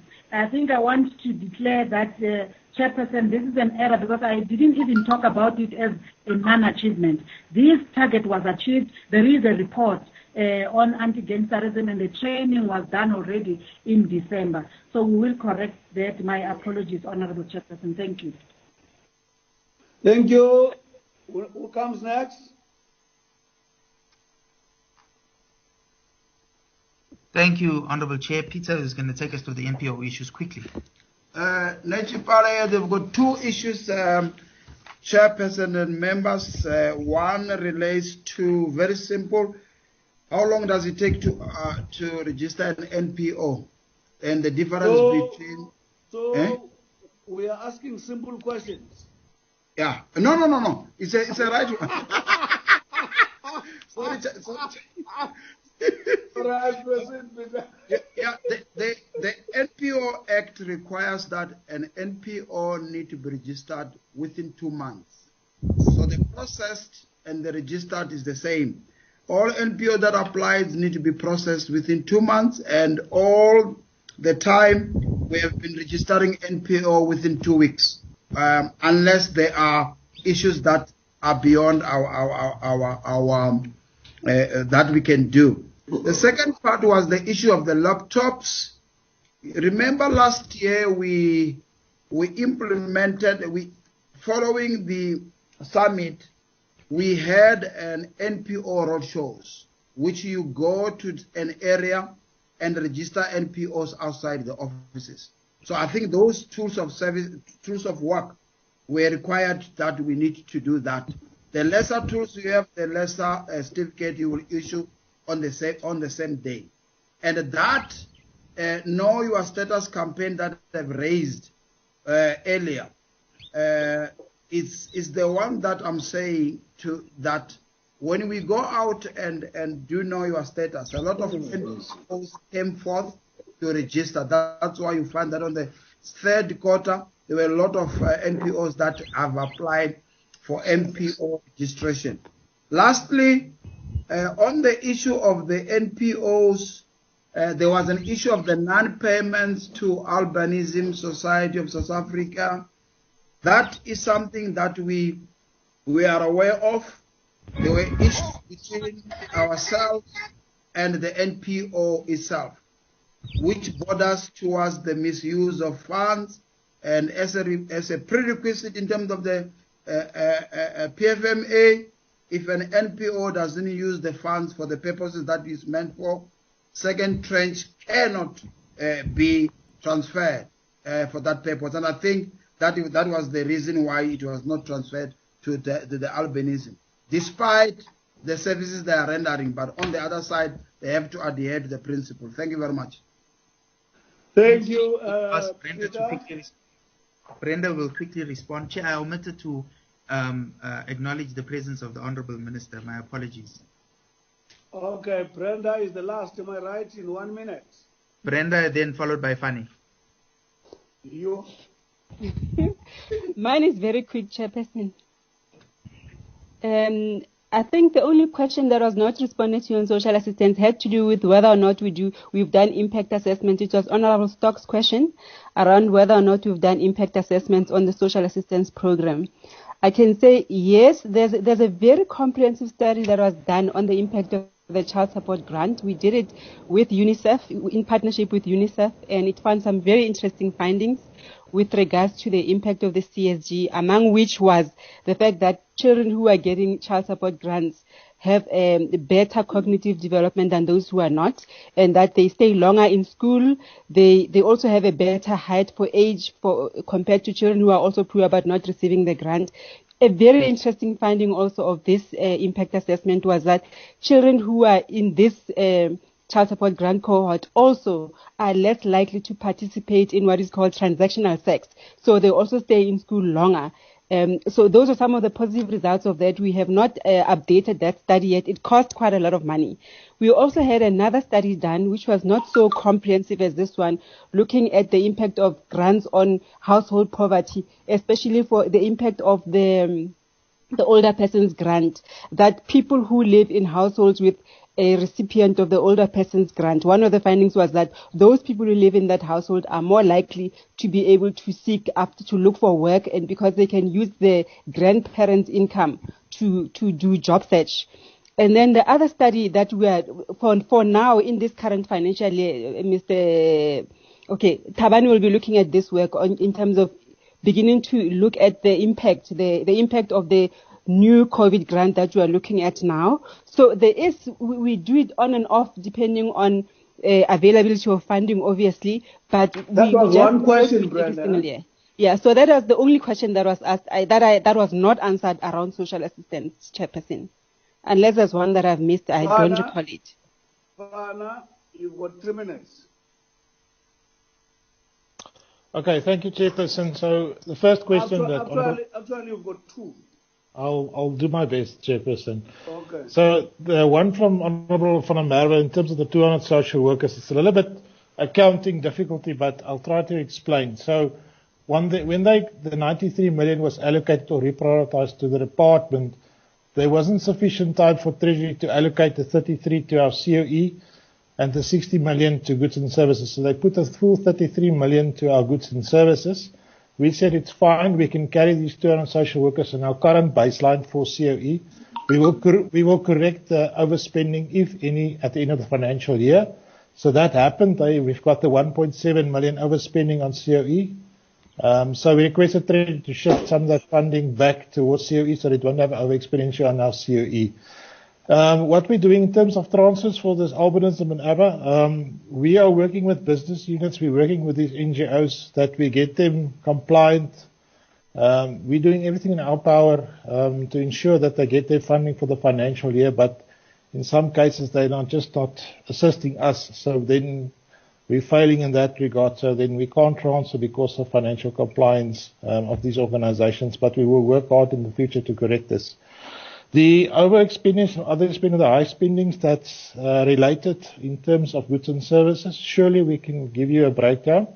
But as I've mentioned, most of that expenditure relates, in the fourth quarter relates to IT. Yes, it's high expenditures. And the question was asked, what are we doing in terms of systems? Remember, these systems, it's for the national department. SASA in India is responsible for their own systems. So they need to invest in their own systems. But we've tried to do our best to do our turnkey solution to get the department to the right level in terms of IT infrastructure. The question about foreign payments, that last payment, we had a donor funding for the prior financial year. It was German Development Bank. We had to refund them in the last quarter because of tax. So there was about a 3 million that was spent in the last month. The NPOs, remember we subsidize a lot of NGOs, NPOs, national councils in our department. That's why we only transferred some of the funding in the last quarter of the financial year. It's not that they were not funded in the beginning. They still had funding from the prior financial year for which they must submit progress reports and all those type of compliance documents before we do the final transfer. So that is, Chairperson, in brief. Thank you. Thank you. We are done, ATG, am I right? Yes, we are done, Honorable Chairperson. Thank you very much. Minister, do you want any 2 minutes for wrap up? If you want to say anything, Minister? Chairperson, I thought I would speak at the end of everything. Okay. Just to save time, yes, I'll do that, yes. Thank you. Let's go to the end.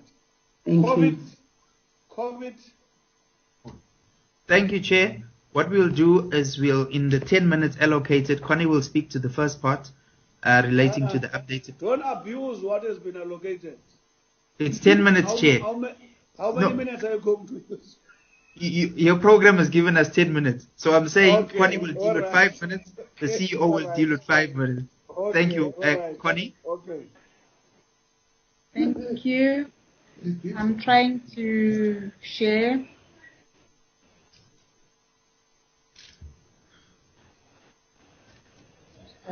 Thanks, Honorable Chairperson and members.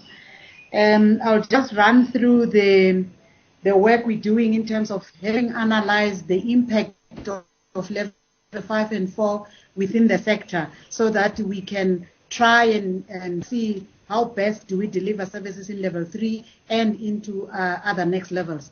In the level 5 and 4, you'll see that we had certain restrictions in terms of our DSD facilities that was speaking to visitation, admission and release. But as we move to level 4, we try to ease that and make sure that there is some admission and release and the powers were given to the social worker within that vicinity to be able to make a judgment of admission and release. But also ECDs remain closed since level 5, 4 and 3. And also the regulation of movement of children, which is, we call it care and contact, to make sure that the child is able to see the people who are caring for him or her. Also the issue of GBV, we tried that in level 4. It was included in the essential service list because we discovered that there are challenges in terms of civil society organizations that are working in the sector, and also the victims themselves were unable to contact the authority assistance, so it should be allowed to move without restrictions to either to the police station or even to any other service provider. So in this regard, we also had directions that we're talking to the new SRD COVID-19 grant that is currently being a process, and the CEO will talk more about that. In terms of ECD, I won't talk much, but just to indicate that we have already started a process to work towards opening of the ECD sector as and when it's ready. We have work streams. We're working with a number of civil society organizations in this sector, including the UNICEF and also the independent schools, and also the Nelson Mandela Foundation took together for all these facilities, and also came up with support packages and also the SOPs and also guidelines on how they can finally adhere to the COVID-19. Now, in terms of food security, just to indicate that we have already distributed over 903,000 food parcels, reaching over 3 million people, with notwithstanding all the challenges that we have been experiencing in terms of the demand that is exceeding what is available, and also the issue of coordination that we have been trying to manage, and also the other donations that we have received as a department, working with other stakeholders, of course, like other departments that are also providing food in that space. The issue of social grants, I won't talk much to it because the CEO will talk, but safe to say that we continuously pay and also make sure that even the top-ups are smoothly paid, and also the compliance with the COVID-19. This is just a slide on the top-ups. I want to show you a famous picture that we show that we are beginning to master that. There must be compliance with COVID-19. There will be weakness there and there, but we must be able to pride ourselves that we are managing to ensure that there is compliance with social distancing, whether it's a SAPO or the retail shops.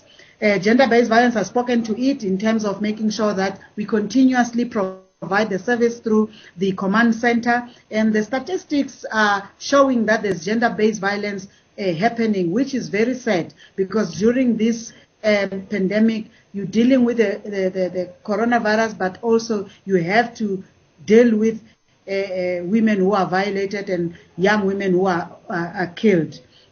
So the statistics is continuously going up, which means then we need to make sure that the prevention efforts are escalated, but also make sure that those who are violated, they know how to contact authorities. So we came up with pathways. We call them referral pathways during level 5 and 4, so that it can assist those that are violated in their spaces. Homelessness, we're still providing. The impact that we talking about here is that we managed to provide shelter to 14,000 homeless people within the 193 shelters. However, or older persons also, it's becoming an issue. There's a lot of breakouts in old age homes, but we are working with Right to Care and Health to enable that we support old age homes that are there in our space. Child protection also, we have spoken to it. Thank you very much, Chairperson.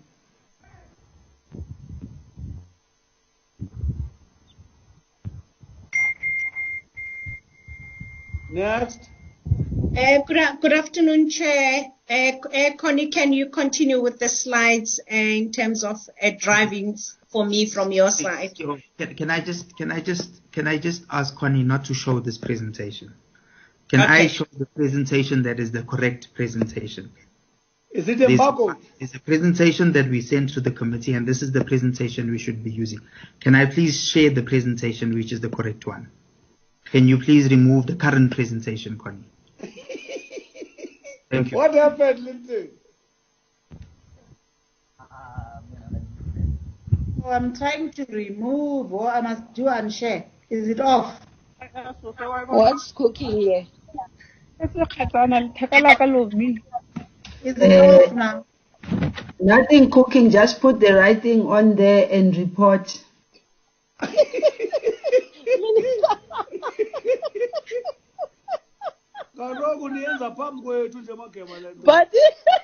But the way age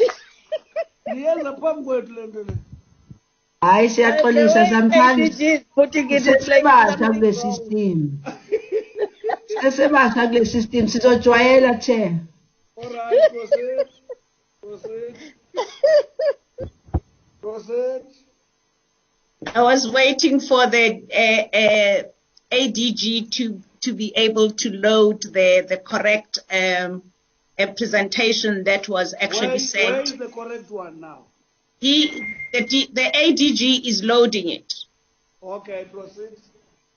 In the meantime, Chair, Minister, honorable members, Chairperson, I thought it was important, first and foremost, just to indicate that in terms of COVID, we, like everybody else in the country, have been quite affected, which has impacted in many instances on service delivery. So before we talk to COVID 350, We've had a situation whereby some of our branches have had to be closed because we've had people that are affected. The number of staff that we have had that have been affected in our environment are 29 people. And we've had on and off to actually close and open branches, one of which was a branch in Belleville yesterday.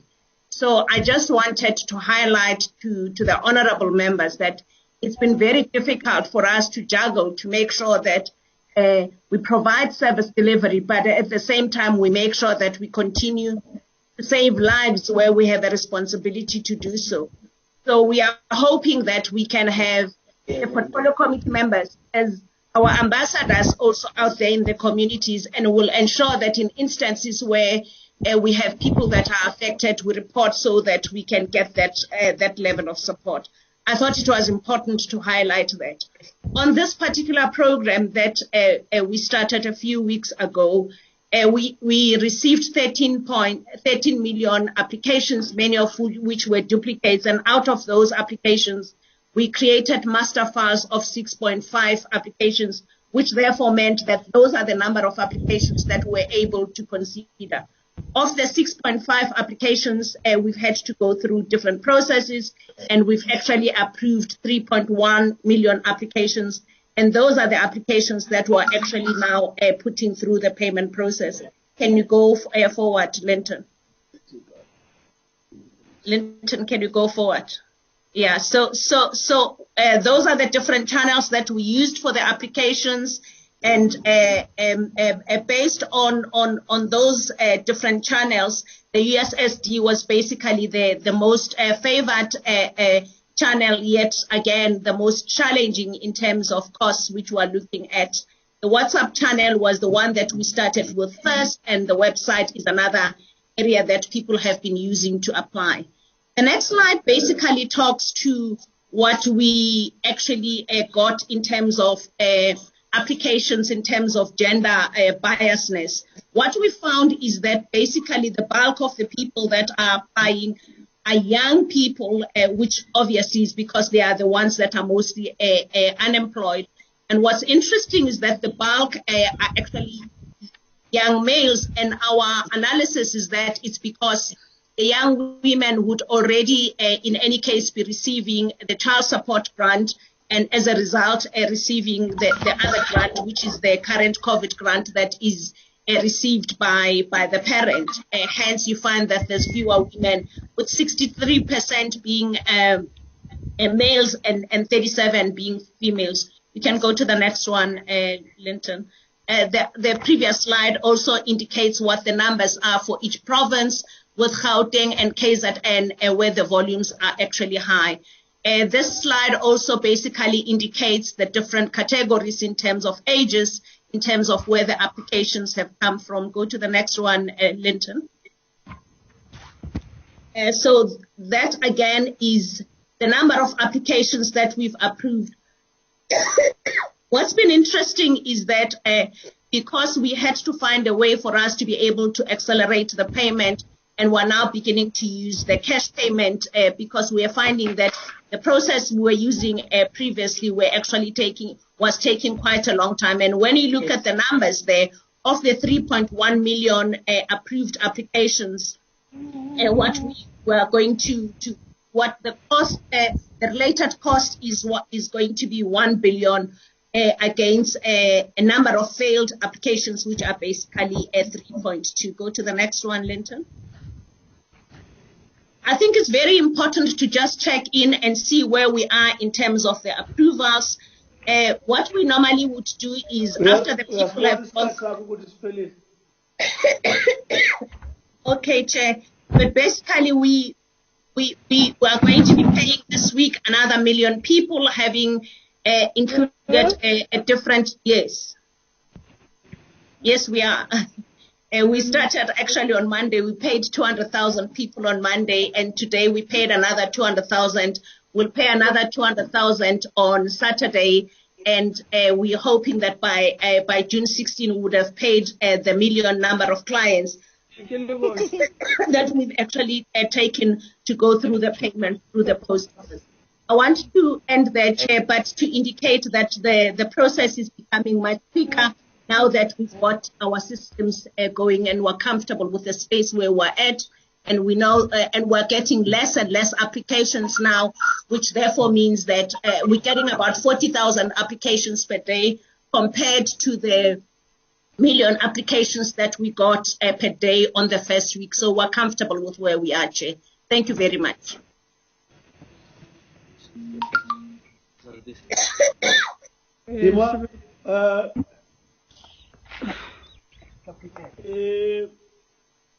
Georgie? Yeah, Chair. To date, have you been able to say you've paid so much in total of the people who qualify? Have you been able to say that? We are able to say that, Chair, we have been, as it's indicated in that slide, that the number of people whom we're waiting for banking details, some of which whom are already in the process of... maybe, sorry, George, you can say, to those who fully qualify, this is the total paid so much, others pending the things you are saying. Can you do it that way? Yeah, the ones that we've paid have been paid so far. Those who qualify. Yes, we wouldn't pay anybody that doesn't qualify, Chair. No, listen to me carefully. So far, I'm saying you process people so far, you know how many who qualify. But you can be able to say they are 100, but we've been able to pay so much, others pending document and whatever. That's what I'm asking you to do. Yes, we've been able to pay 253,000 through the post office and have been able to pay 191,000 through EFT. 3,000 through the post office and have been able to pay 191,000 through EFT. 3,000.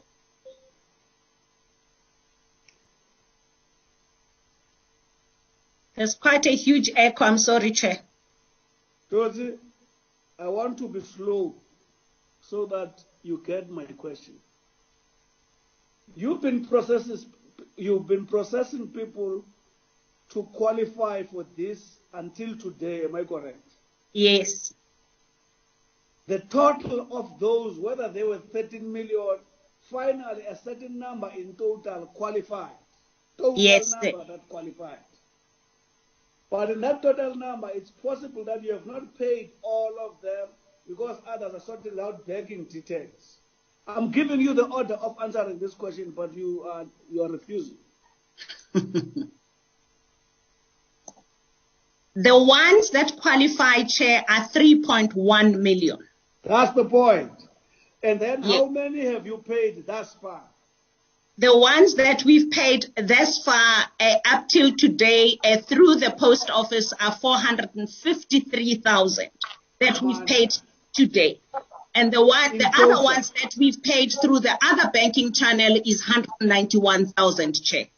So the total of those who are paid is how much? It's 453,000, Chair, plus the 191,000 through the other channel. Which equals to? Thanks, Minister. Which equals to over 600,000, Chair. I thought this is a simple question, Josie. Now the Minister has picked it up.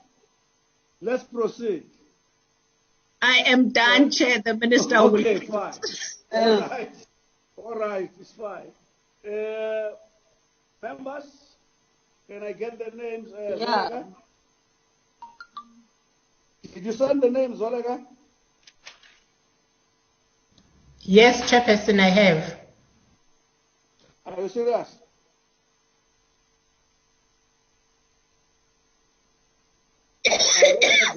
I don't have them. Let me check. Okay, I got numbers from your list, huh? Honorable Stock. Okay, Zolega, yeah. All right. Honorable Stock.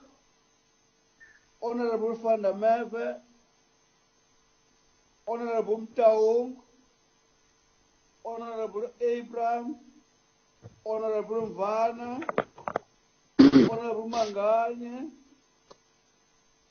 Honorable Aris, Honorable Seker, Honorable Ngwenye. Are we together? Have I left anyone? Honorable Bilanguru. No.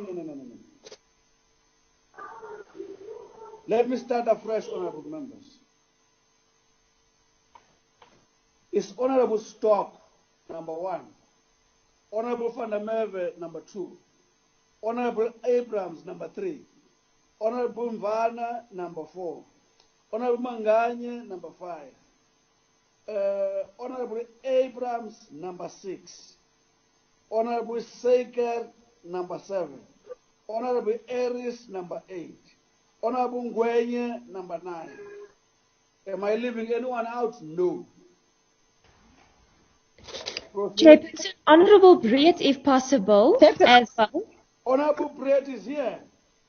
Yes, I am, Chair. Honorable Breed is number what? Number 9. Number 10, Chair. Number 10. Thank you. Thank you. Chairperson. Let's go. Let's stick to. Chairperson.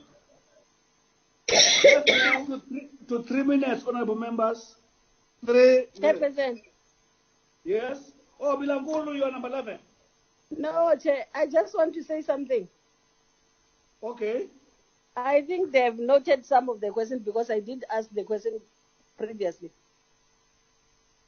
Are you fine now? I don't think I have to ask them again because I did ask the question. Thank you. Yes. No, thank you.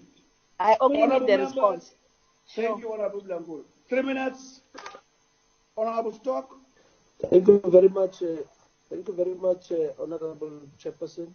Let me also once again take this opportunity to welcome the second presentation by the department. It's quite comprehensive, and then we really appreciate it. I've got few issues that I want to raise, and then the first one is that I would like the department to be able to give us a clear picture at a practical level as to learning from the lessons that we have actually learned during the COVID-19 pandemic, and then also the responses, the interventions from government, and then moving forward, because at some point, like how we are fighting now with this COVID-19 pandemic, at some point, we must be able to get out of it as government and as the portfolio committee, what is going to be the response. And then also, I would like to find out that moving forward from this pandemic, whether there's going to be an improvement from the well-being of our people that will enable them to reach their full potential. That is through this department, whether there's going to be an investment in our people's lives, whether those results-based interventions are going to be able to improve their lives and all of that. And then I would also like to find out whether the department has addressed the challenges related to the inadequacy and lack of uniformity when it comes to the provision of parcels, which has been an issue which has been coming since we started with the lockdown and the COVID-19 pandemic. The department also managed to put in place mechanisms to address the challenges related to the distribution of food in regard to the regulations and all of that, and how do we move forward as a portfolio committee. How has the department addressed the extreme food challenges in rural areas throughout the country? This includes the Eastern Cape, Mpumalanga, Northern Cape, and the Northwest Province. CNDs brought in to expand their work in these areas. Has there been progress, my last issue, Chair, has there been progress on addressing the challenge of coordination, accountability, and non-compliance of the NPOs? Thank you very much. Thanks. Thank you, Honorable Stock. Honorable Van der Merwe, 3 minutes. Dankie, voorsitter. Ek sal vinnig praat. Ek het jou mooi gehoor. Okay. Chairperson, I just would like to quickly know, so we've now established that we've paid the 600,000 grant recipients of this new grant so far. So I would like to know, with regard to the 3.1 million that have applied, are we still on track with regards to the time frames that we discussed last week to pay all of them by end of June? Because last week we said that the aim is to pay all of them by end of June. Is that time frame still achievable? I would like to know, we are getting a lot of complaints from people who are saying that they got an SMS, and on my phone I've got quite a few people who are coming forward asking me for information. For example, they've received an SMS to say that they've been provisionally approved. According to them, they've given the bank account details and all the information, but nothing further. So is there a mechanism by which people can follow up with regard to their applications? Because clearly, once they receive that SMS, it's good news for them, but it causes anxiety when they don't receive the payment, but also they don't have a way of following up on their applications. In one of the slides, we speak about a shortfall. We say that we've only got 3-point-something billion, which means we can only pay 1.6 million to 2 million grant recipients, yet we've approved 3.1 million. Now, for me, that is quite worrying, because what are we going to do to deal with the shortfall? And does this mean that we are not taking in further applications because there's no money, or are we going to go back to Treasury and find money? I also find the RICA specification, even though it's law, but it sounds problematic as a verifying mechanism, because I know for a fact that many people have used either a family member's cell phone, etc., to try and access this grant. So when you check back to see whether that phone number is matching with a specific person, it might not give you the right information. So I just wanted to have clarity in that regard. I also think the pending court action, under challenges, it says we might be facing court action because asylum seekers have been excluded from applying for this new social relief of distress grant. I wanted to know from the CEO how many foreign nationals are currently receiving a SASSA grant. Just clarity on that. I'm very sorry to hear that many of your officials have contracted COVID and that some of the offices have had to close. Again, I would like to ask, there are some reports that some of the SASSA offices don't have personal protective equipment, such as sanitizers, gloves, etc. Have we been able to address that? Lastly, we spoke about the ECD centers possibly opening when they are ready. Maybe also some time frames in this regard. I've got some other questions on our interventions, further questions on interventions with regards to GBV, but I'll put that in writing, Chairperson. Thank you. Thank you, Honorable Van der Merwe. Honorable members, staff members, and everyone, all of you, from the public, there are those of us who are coughing on the mic. Can we just stop that? Thank you very much. Now, Honorable Mtaung.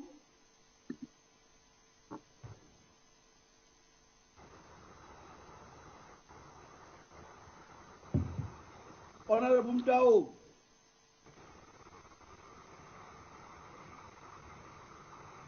Honorable Abrams, in the meantime, come in. Thank you, Chair, and thank you for the presentation to the department. I've just got one question for the department and then four for SASSA. For the department, when will we be able to get an updated presentation on the ECD work streams that are currently underway? Then for SASSA, and if the CEO can maybe tell me if the Bellville office is actually open, because I'm actually still getting inquiries from people to ask if the office is open, and I've tried to contact the regional manager and the district manager to no avail. And then also on the topic of SASSA offices closing due to COVID, what communication channels is SASSA using to, especially communicate to the people who have appointments to come out to SASSA on the day that the office is then closed, if you know that the office is going to be closed even the night before, or even if you know it's going to be closed on the morning, to still let them know. And then also, what communication channels are you then using to let those same clients with appointments know they can now return back to the office because it's now open? Because as we know, many of them have transport challenges and it's very costly for them to come to and from the SASSA offices. Then also I'd like to know who determines how many clients a SASSA office can see on the day. Because I've got some people who say that certain offices only see 30 people a day, another office that says certain people that will only accept 70 people a day. And now with all these office closures due to COVID-19, are we going to consider overtime because there's going to be a backlog of people, of clients that need to access the SASSA service? Then also, when our last APP went to print, we estimated that by the end of March, there'd be 18.1 million people on the grant system, and we weren't so far off with 18.2 million. And I'd like to know if there's an estimate or if you have a prediction about how many people we are going to predict to be on the grant system by the end of this quarter or at the end of the year. And then lastly, to the SASSA CEO, I picked up an article in the George Herald in the Western Cape that's indicated, and they've used in inverted commas, so it's obviously extracted from somewhere, that there was an announcement that the SASSA National Directive on Disability Grant Applications, there will be no new medical appointments for this grant type until processed until November 2020. That also further in inverted commas goes, we would like to request clients to alternatively apply for the SRD COVID-19 grant, which is effective from May till June 2020. So I find this really concerning that this is information that clients are picking up at SASSA offices by SASSA officials, and they're also quoting you. So I just would like some clarity if this is correct information, if it's not correct, and if it is incorrect, we can please then print a statement, just clarifying whether or not disability grants are only going to be processed until November 2020. Thank you, Honorable Abrahams. Honorable Mvana. Yes, Chair. First question, Chair, is that I'm checking the challenges that are being faced by the department in terms of the COVID that are unable to resolve it, and what is the solution on those problems or challenges. Second one, is there a way that they can share with us on how they are going to sustain these programs that they are doing during the COVID-19? Will those programs be able to be sustained even beyond this COVID-19 for about 6 months or so? The last one is that out of the forms that have been accepted, the 6,044 some odd, then there are these ones that have been rejected. I am interested that have they managed to inform them about whether their forms have been rejected, even if it's through their provinces? Are they being informed on that? Thank you, Chair. Thank you, Honorable Mvana. Honorable Manganye. Thank you very much, Chair. Given the COVID-19 situation, what mechanism will be using by the department to ensure that to reach out those people who are in the periphery, in the rural area, especially our vulnerable group?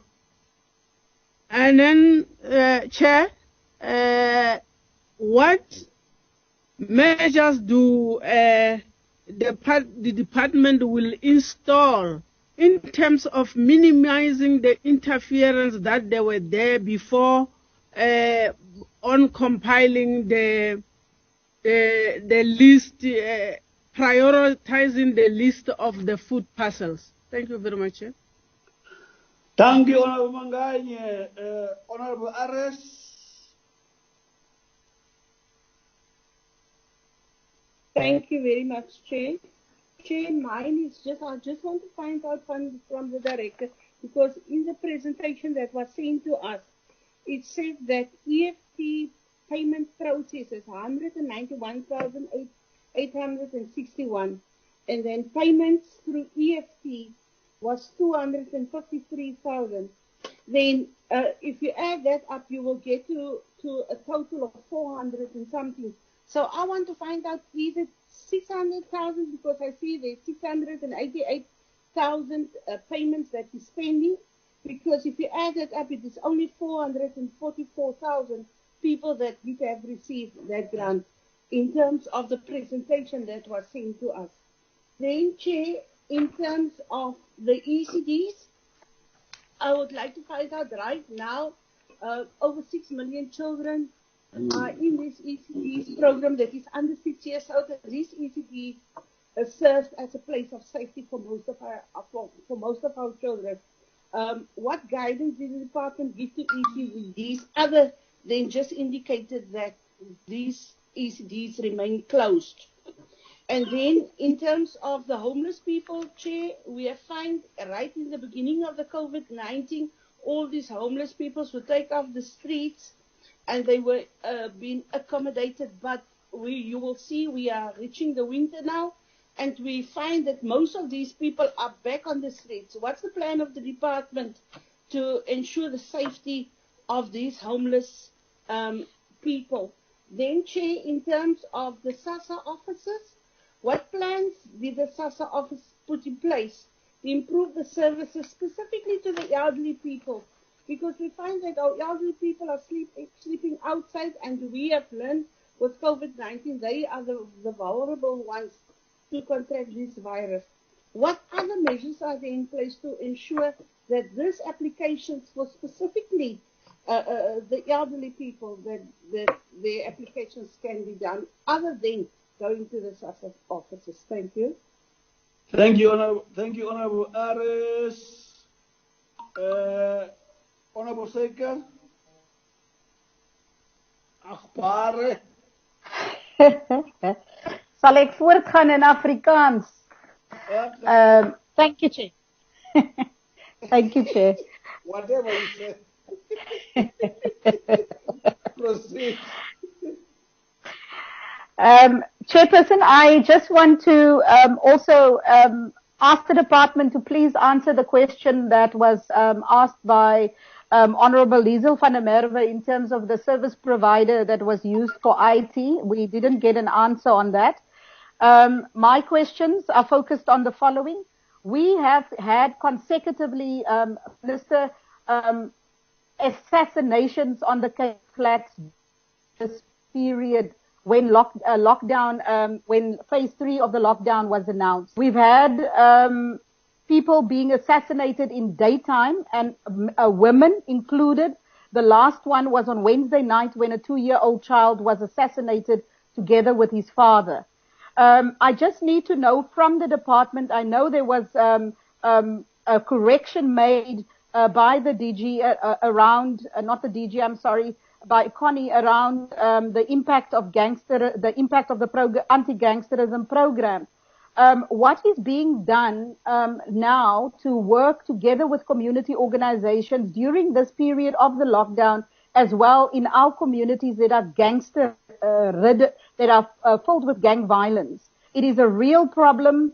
We need to do something. I want the committee to please be aware that the people in our communities are currently feeling that they are under siege by gangs. It is a real and serious problem that we need to deal with. Then I also want the department to please give us a breakdown of who are the NGOs or NPOs that they are using to do food distribution, and if they can give us a list and the amounts of how much was given to these NPOs to distribute food.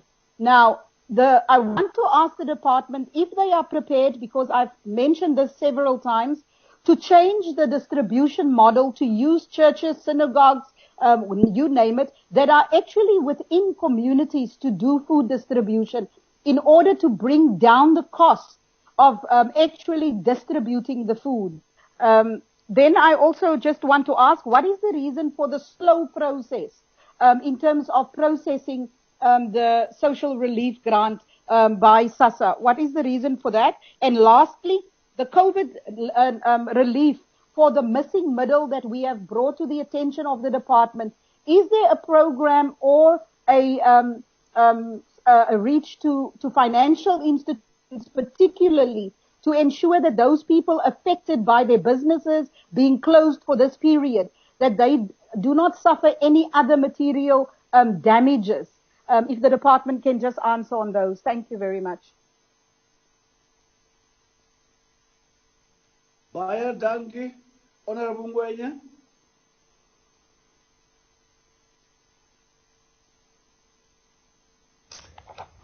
Thank you, Chairperson. And thank you for the presentation as well. I have a few questions here. Firstly, under the psychosocial support, I'd like to find out that the provinces that intend to appoint the social workers for a period of a year, which provinces are that, and how many social workers will be accounted for per province? I'd like to find out on the issue of the older persons, that do we have statistics of the number nationally of older persons who are in old age homes who have been infected with this virus? Going forth, Chair, in the issue of homelessness, I just want to find out, because it says in the presentation that there are people who have self-discharged from the shelters. In a number of those people, how many are those people, and do they know the reasons behind the self-discharging? And in those people who have self-discharged, how many are using are substance users? And lastly, on the issue of GBV, not lastly, Chair, second last, I need to find out safety plans and referral pathways that they were mentioned that they have been established or created. What are they? Can they take them? And online GBV counseling, how many people have participated in counseling via online? And then in terms of the ECDs, with the knock and drop of food parcels, out of the 2.1 million children who usually benefit from the food provision when ECDs are operational, how many of those 2.1 children are provided for with this knock and drop food parcels? And the process of UIF claims for the ECD staff, does the department oversee it?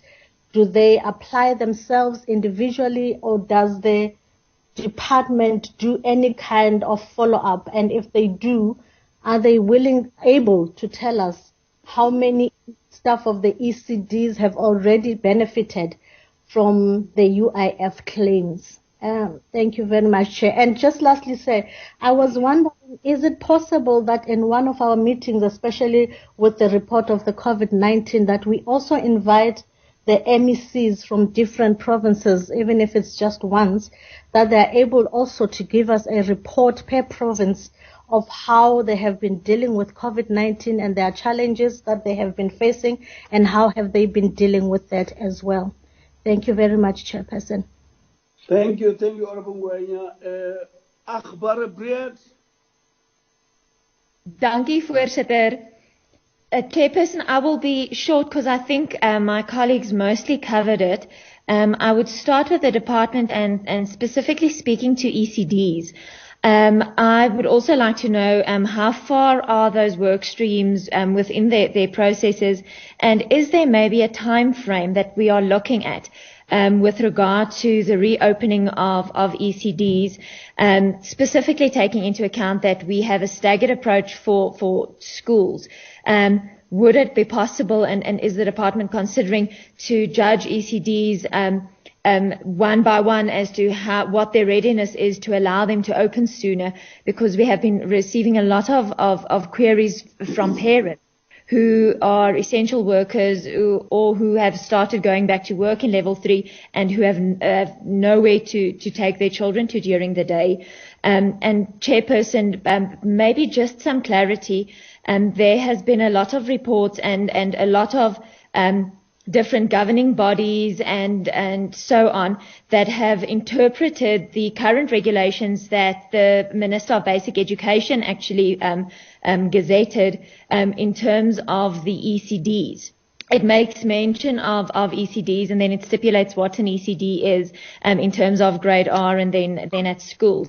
And there are a number of people that have interpreted that as if ECDs have a grade R, even though that is the only one of the grades that is explained within the definition of schools, they are allowed to open. And I know some of them are gearing up to open on the 6th of July. But then there are a lot, specifically the department's media release on the 4th of June, and there's circular on the 29th of May that says ECDs will not open and we will provide directives. If the minister or the ADG can maybe just clarify to which ones should we now listen and what can they interpret the basic education directions as they are currently doing, or are we waiting for specific directions in this regard from social development?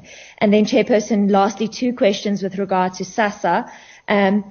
Have all of the May month applications been verified yet? I remember there was a backlog in terms of that verification because I'm having a number of complaints of people that are very worried because they are not verified.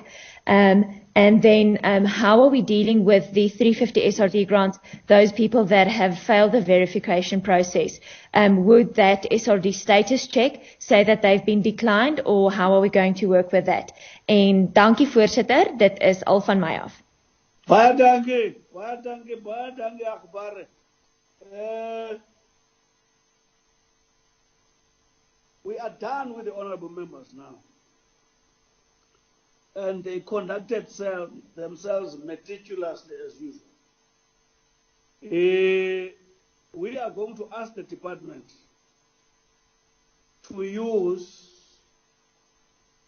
15 to 20 minutes to answer this question. ADG?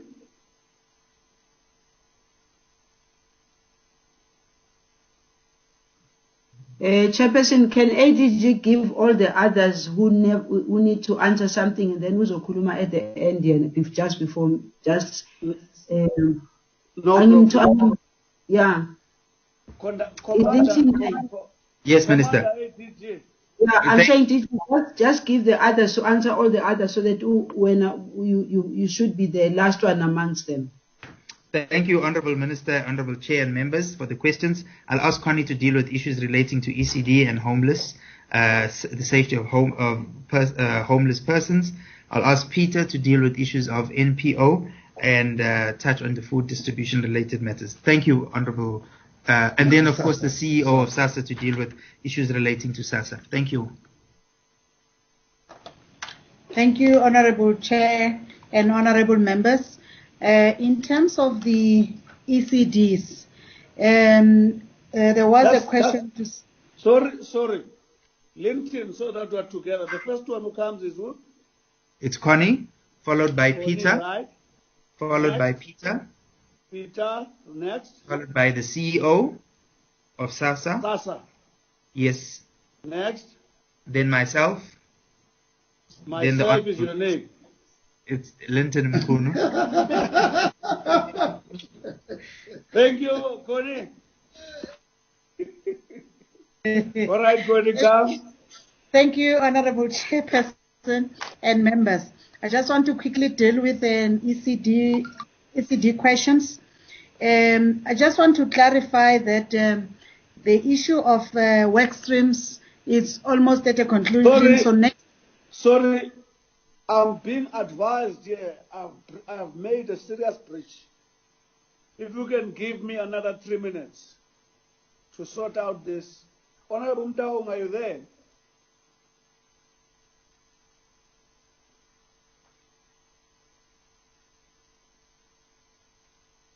We did call you, by the way. So can the department proceed? Thank you, Chair. I was still trying to talk to the ECD workstream work to say we have been working very hard because we want to make sure that we start with the assessment. So the MINMEC that was held yesterday agreed that we should start by Monday with all the assessments. It's only then when we have done the assessment that we will be able to satisfy ourselves as a sector that we can come up with a date of opening ECDs. We have, however, taken note of the gazette of that was done by the DBE, but the developments are that today here at the workstream at the NAPJOINS, they have presented a review, a revised direction that removes the reference to ECD in terms of opening and the definition the way it is. So they will only speak to grade R as it is regulated within the Schools Act. So the rest of the other categories will be governed by the process that we are doing in terms of Children's Act. The other area was that when are we going to present? I think I will leave that to the Honorable Chair and the members to invite or request the department to present the work in progress that we have been doing in preparation to open the ECDs. In terms of psychosocial support, it's only Free State that is going to appoint for 12 months, as they indicated, but all the others still now are 3 months. However, we have agreed at MINMEC that we need to contact and negotiate with Treasury to extend, because 3 months there will be no much impact with the number of social workers that we have appointed. Yes, with older persons, we do have the statistics. As I indicated, we're working with health. So every day they give us, or every week, a statistics as to how many older persons are infected and from which areas and old age homes. That can be provided in writing. There's a report regularly that we provided the Minister on update. In terms of GBV safety plans and referral pathways, I will also send, we do have them, I once presented them, I think in the committee. I will send them as they are so that the committee members can also relook at them. In terms of homelessness, yes, we have presented that we've got almost 193 shelters and 14,000 people, but when you look at the time of the report, it was already down by 11,000 to 11,000. Yes, we do have a challenge of discharge. We will have to come to put together the statistical numbers and indicate how many are those in which facilities and which provinces, and also indicate where possible those that are addicted to drugs, because some of them, they even live without a proper assessment done to them. I think I can stop there for now. In terms of UIF claims, bye.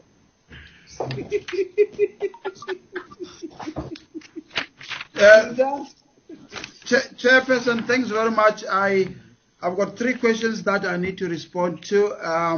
One is the issue of the experience of the impact of COVID on the NPO compliance during this period. We suspected it, and what we did, we extended our deregistration system up to end of October, because we envisaged that majority of NPOs will not be able to comply, especially to send their reports in terms of the Section 18 of the NPO Act. The uniformity on the food distribution, we are coordinating food distribution. We developed the guidelines that are there for food distribution, but you will always, in any circumstances, get provinces that add more things. For example, we have got a food parcel that has been developed that we ask people to look at. There are variations per province, but the basic principles stand in terms of how those food are distributed, in terms of the quantity and in terms of following the nutritional value per items. The issue of remote areas and reach, we remember social development, how it works is that within a sub-district or a district, we always profile all households to understand and also to identify the vulnerable and the poor people. With COVID, we use those profiles as our starting point, and we add on, meaning that the most rural people that are in the remote areas are reached. We have got those that we were feeding before, and we have got the added one due to COVID, which we always come. In Gauteng, for example, they open an open line which people call, they are assessed, and are given food accordingly. Last one, the food distribution for school children and ECD. That is a challenge because we just provided food to a household that I need. We haven't get a report, but we requested that I think those households need to identify which of these households that get food has got children that are in ECD, or they are children.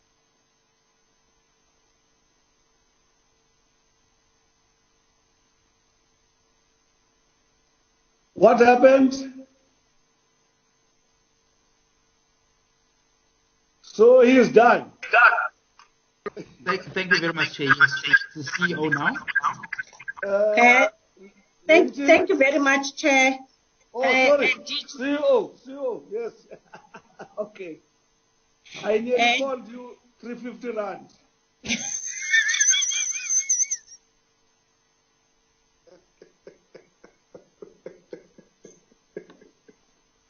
Thank you, Chair. Minister. Sometimes I do feel like I'm 350.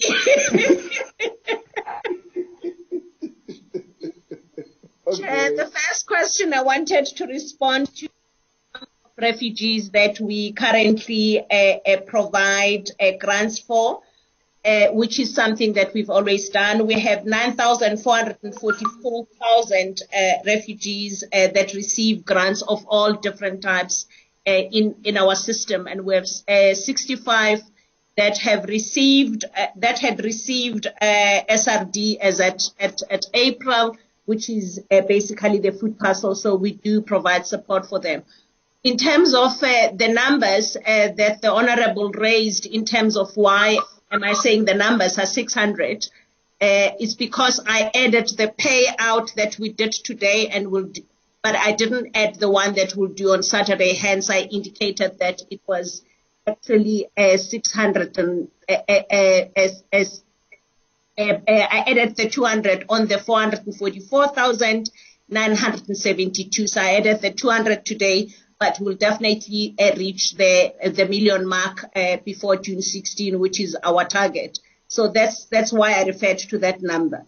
In terms of the bank accounts given but no payment made, it's because it is a process. After a person has given us the bank account, we actually do a bank verification to make sure that we pay the correct account number. And what we found, the experience we have, is that in some instances, people will change a bank account midway. What we found is that some people go next door and get a bank account, and we can't use someone else's bank account to actually pay. So we engage those people to rather use the post-bank process, because there's nothing wrong in saying that I don't have a bank account. So that's part of the process that we use to get back to the people and say that they need to use a different process. On the issue of the RICA verification, we know that it's proving to be quite a bit of a challenge because many people don't use their own SIM cards. But again, we can't pay into an account, don't know whose account it is, just so that we can make sure that we can protect people and not enable a fraud to happen. Honorable Diesel spoke about the issue of protective equipment. We've got protective equipment in all the branches. We started the process of procuring those quite a while ago, and as far as I know, there's no areas where we don't have this. And I constantly engage with the regions, and we're currently doing a process to make sure that we understand what was bought where, how much, so that we can be able to tally that process. But we do have protective equipment in the branches. On the issue of the Belleville office will open tomorrow. I think the regions can clarify as to what process do we use after having put in place a process of giving people appointments, because what we're finding is that the volumes we're currently experiencing, over and above the fact that we've got fewer numbers of people in the offices, there's more people that are actually coming for grants, some of whom are not our traditional clients, for lack of a better word, because of just the sheer need for the support that people are currently looking for. And in terms of the disability grant, we're having a workshop on Friday so that we can look at how we can support the clients, because for one to be able to get a disability grant, one needs to go to a health facility, and the health facilities are basically focusing on COVID now, hence they are not able to see people. I'm not sure if I've answered all the questions, unless there's anything that Diane picked up that I may have missed out. Thanks, Chair. Lenjen? Thank you, Honourable Thank Chair. you. Thank you, CEO. Thank you very much. Thank you very much, Honourable Chair. I will stick to about 3 or 4 issues just to take off from where the CEO left off. In terms of the shortfall of funding, I think we're at advanced stage in discussions with Treasury around that, and I think we'll be making progress in that regard very soon. In terms of the question asked by the honourable members regarding the antivirus program, I want to say... Before you and the Minister speak, there's a request which I feel it's not a bad request from members, that isn't it possible in the next session with you that we also in the virtual include MECs of various provinces? So if yourself and Minister can deal with that.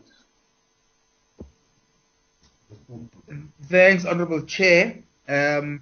So back to the responses. Let me deal with the antivirus issue very quickly. Honourable members, the challenge that, or rather what we did was we implored an enterprise antivirus solution. Because of the rising cyber risks and the security threats, we needed a program that doesn't only cover software, but also covers infrastructure. So what the program does is that it comes with a set of boxes which have to be installed into a number of rooms here at the office. So we also have to ensure that emails are not tapped into and desktop information, and that our cybersecurity measures are in place. So what we did was the program that we previously had was not as advanced as this one that we have. And how we procured it, we used the transversal contract through CETA. That's how we procured or got about the antivirus program. Maybe 3 more issues very quickly, Honourable Chair. The one is that on the issue of sustainability of programs and how we're going to deal with programs that are suffering under COVID. One of the things we are doing, as I mentioned before, to ensure that there's business continuity, is that we are doing what we can in terms of what's available. Or we're dealing with programs that are not necessarily affected by COVID, so we are continuing with those on a regular basis. But what we've done is that we've also amended the targets of our APP, so that those programs that we're not able to deal with within, because they're being interrupted by COVID, we find a different way of dealing with them, so that we are able to at least meet some of the targets, in some cases changing some of the targets, in some cases introducing new targets actually that respond to this.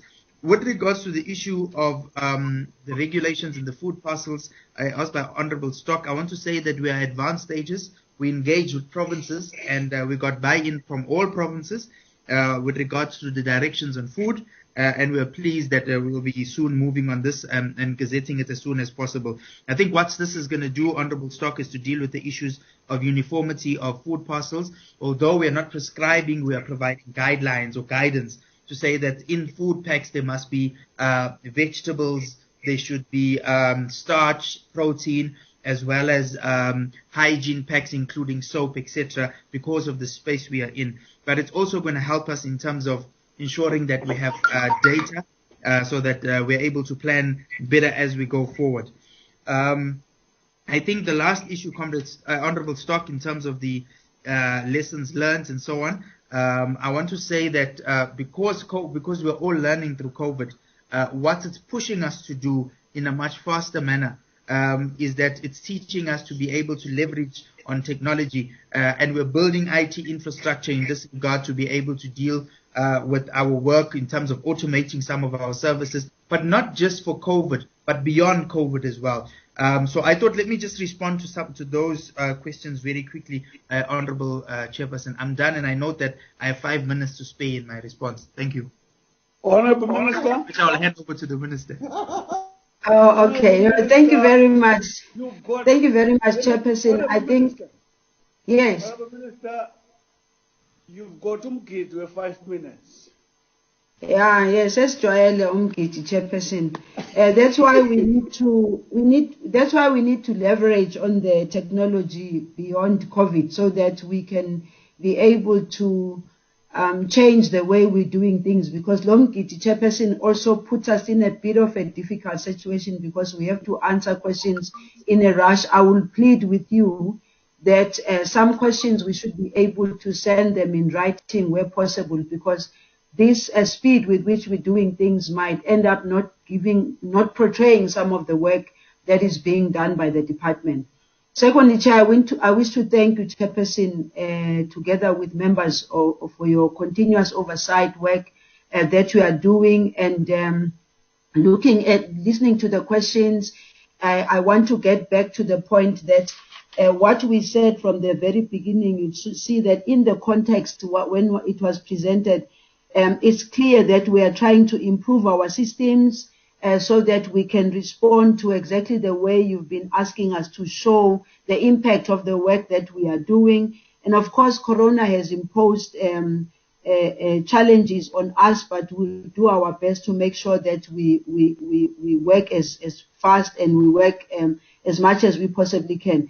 I cannot, Chairperson, miss the point that when you talk about the opening of SASSA offices and so forth, and the challenges that we are facing because of the impact of coronavirus itself and the people that are affected in the offices. So it's a plea with the members that can you also just give us an opportunity, because under level 3 there's specifications as to what we are supposed to do in terms of opening our offices, and also to just say that the people who are working in the offices, it's very difficult for them too, because they are just as human beings as everybody else, and they also have the fears. And when the figures start escalating from a point of how many people are being affected and infected doing their work, it puts a bit of strain on them, but they're trying their best. Chairperson, in the same vein, I also would like to raise this issue of the gender-based violence, and I think that it's something that keeps on being raised all the time, and that's basically because the numbers go up,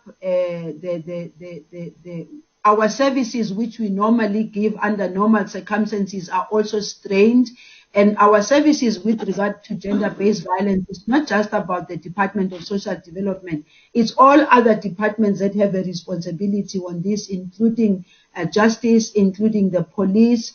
So our hearts at this time go to those families of the recent gender-based cases, and I will not go through their names, all of them. I think everyone is aware of Pule, Tsurukufele Pule, Naledi, Pandingwano, and the one in the Eastern Cape. Those are just figures that say to us, we must not lose sight of the challenge of gender-based violence. In fact, I want to even say, why is it that we cannot do the things that we cannot focus on gender-based violence exactly like the way we have focused on COVID? Everybody has been very scared of COVID, and many people are changing their behavior. They're trying their best. They are adhering. We pass regulations, we pass directions, and everybody seems to be accepting those. But when it comes to the issue of gender-based violence, my plea is that we must take it up as much as we have taken up issues of COVID-19. We must be able to mobilize our communities, because when it comes to the virus itself is real. Many people can see that it's real. The threat assessments that we've been doing as far as public health and social impact, we're doing very well there as a department in terms of making inputs to the structures that deal with it, both at national and at provincial level. I do want to say that, and I've said it before, that firstly, it is health as a priority by government, and then the next one is ourselves in terms of social impact. So I think that we need, it's a plea again from my side, that we need to focus on behavioral change and individual behavior of our people, and our department must be at the forefront of assisting in making sure that the programs that we develop, the acting DG speaks about redirection of our plans, redirection of our budget. It means that the redirection, a lot of the redirection must really have a greater impact on the programs to address the issues of COVID. But having said that, one of the things I'm saying to the department, we must not lose sight of the fact that we are beyond 350, which people are crying out for, and we understand. We also have other services of homeless, of the elderly and all that. So we must give our attention to that, but not lose sight to the overall mandate of the department. I do, Chairperson, also want to respond to the issue of the invitation of MECs. I had a MINMAC yesterday with them yesterday, because we try by all means as a department to make sure that whatever decisions we make at national, we consult, we coordinate, we speak to them. So if the portfolio committee feels that it needs to invite them, I think we've done that in the past and they've been part and parcel of our conversation. You can go ahead and invite them. We will have to coordinate with them, because all our work is also coordinated through the MINMAC. And if members feel they want the MECs themselves, I cannot stop you, Chairperson, on that. I also want to, I think, lastly, I think SASSA has really done its best in terms of dealing with the issue of the 350. And the plan for us already, I do want to say, Honorable Chair, that we want to look beyond just the 350 and the 6 months that was announced. It is time for us to look very seriously, and there's many options that are being brought to us in terms of ensuring that South Africans don't go hungry, in terms of using whatever we have, resources we have. We know that 6 months down the line, people are going to be asking us the question. We don't want to answer that question only at the end of 6 months. We've started already discussing about what's the best way of helping the situation, COVID and beyond COVID. We also, Chairperson, are facing a lot of legal challenges, that, for instance, recently the issue of the validity and constitutionality of the lockdown regulations, the qualification criteria for SRD and the reopening of the ECDs. When all is said and done, what we do is to make sure that there should be a balance in terms of our economy and in terms of life itself. So we'll keep on working very closely with the national structures as a department, but also ensuring that the coordination between national, provincial, and local is taken very seriously. Because if we don't coordinate, we'll never be able to defeat this coronavirus. And lastly, my plea is we need to take the responsibility collectively as government, as the legislatures, as parliament, to really empower our citizens with the right information and make sure that individual behavior is conscious of the fact that this virus is still there, it is live, and if we can talk as much as we want as government or members of parliament and all, if the information that we are packaging does not reach the people in order for them to be able to take individual responsibility as members of society, we'll never be able to deal with the challenges. Thank you, Chair. Thank you, Honorable Minister. Uzithathele okomkhonto isikhathi. All right, thank you very much. I was within my time, I timed myself. Thank you. Thank you, Honorable Minister. As always, we welcome your cooperation with the committee. Yeah. What's happening now? Give me 1 minute. For what? All right, I'm listening. I'm listening. Oh, thanks. You listening? Yes. Thank you very much, Chair. I forgot to say thank you to the minister. I did talk to the MEC or in the Northwest Province. We don't have to complain only, but to do something as members say by assisting. Thank you. It's a good thing, although it's out of order in terms of time. Honorable members, I think we must continue to acknowledge and commend the relationship we have with the department, which is honest, robust, clinical, and so on. That a clinical, robust relationship is not inconsistent with an intention to pursue a common goal. I thought I want to say that. The second point is that I'm sure I'll be speaking on behalf of this committee if I say condolences strongly must be sent on the loss of Tshukufatso Pule in that brutal manner. Very painful, disgusting, shocking.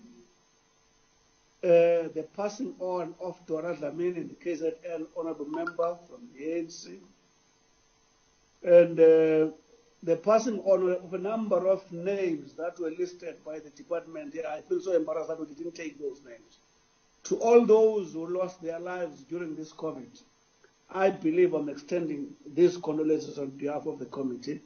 Having said all that, with all the little powers vested in me, can I declare the meeting adjourned or closed? That's the right word. Thank you very much. Thank you, Chair. Thank you. Bye-bye. Thank you, Chairperson. Thank you, colleagues. Have a wonderful evening. Thank you, Honorable Thank Chair. you, Chairperson. Thank you. Bye-bye. Don't you guys miss going? Don't you want to go back to Parliament? Minister. Now we are in Parliament. We are here in Cape Town. Oh, you are in Cape Town. I'm in Cape Town. Take care there in Cape Town. Cape Town is the one with figures that are raging. So please help us talk to people, talk to everybody there. We'll do that. Hey, I know. You are very strong people. Thank you very much. Okay. Thank you. Thank you, Chair. Bye-bye. Bye, Ms. Bilankulu. Please, can I Thank the you, support everybody. staff, thank the support staff, Zoleka, Yolis, all of you. Let's Thank take you. a try for the good work Thank you do. you. Thank you very much. Thank you, Chair. Thank you, Yoli. Thank you, members. Bye, guys.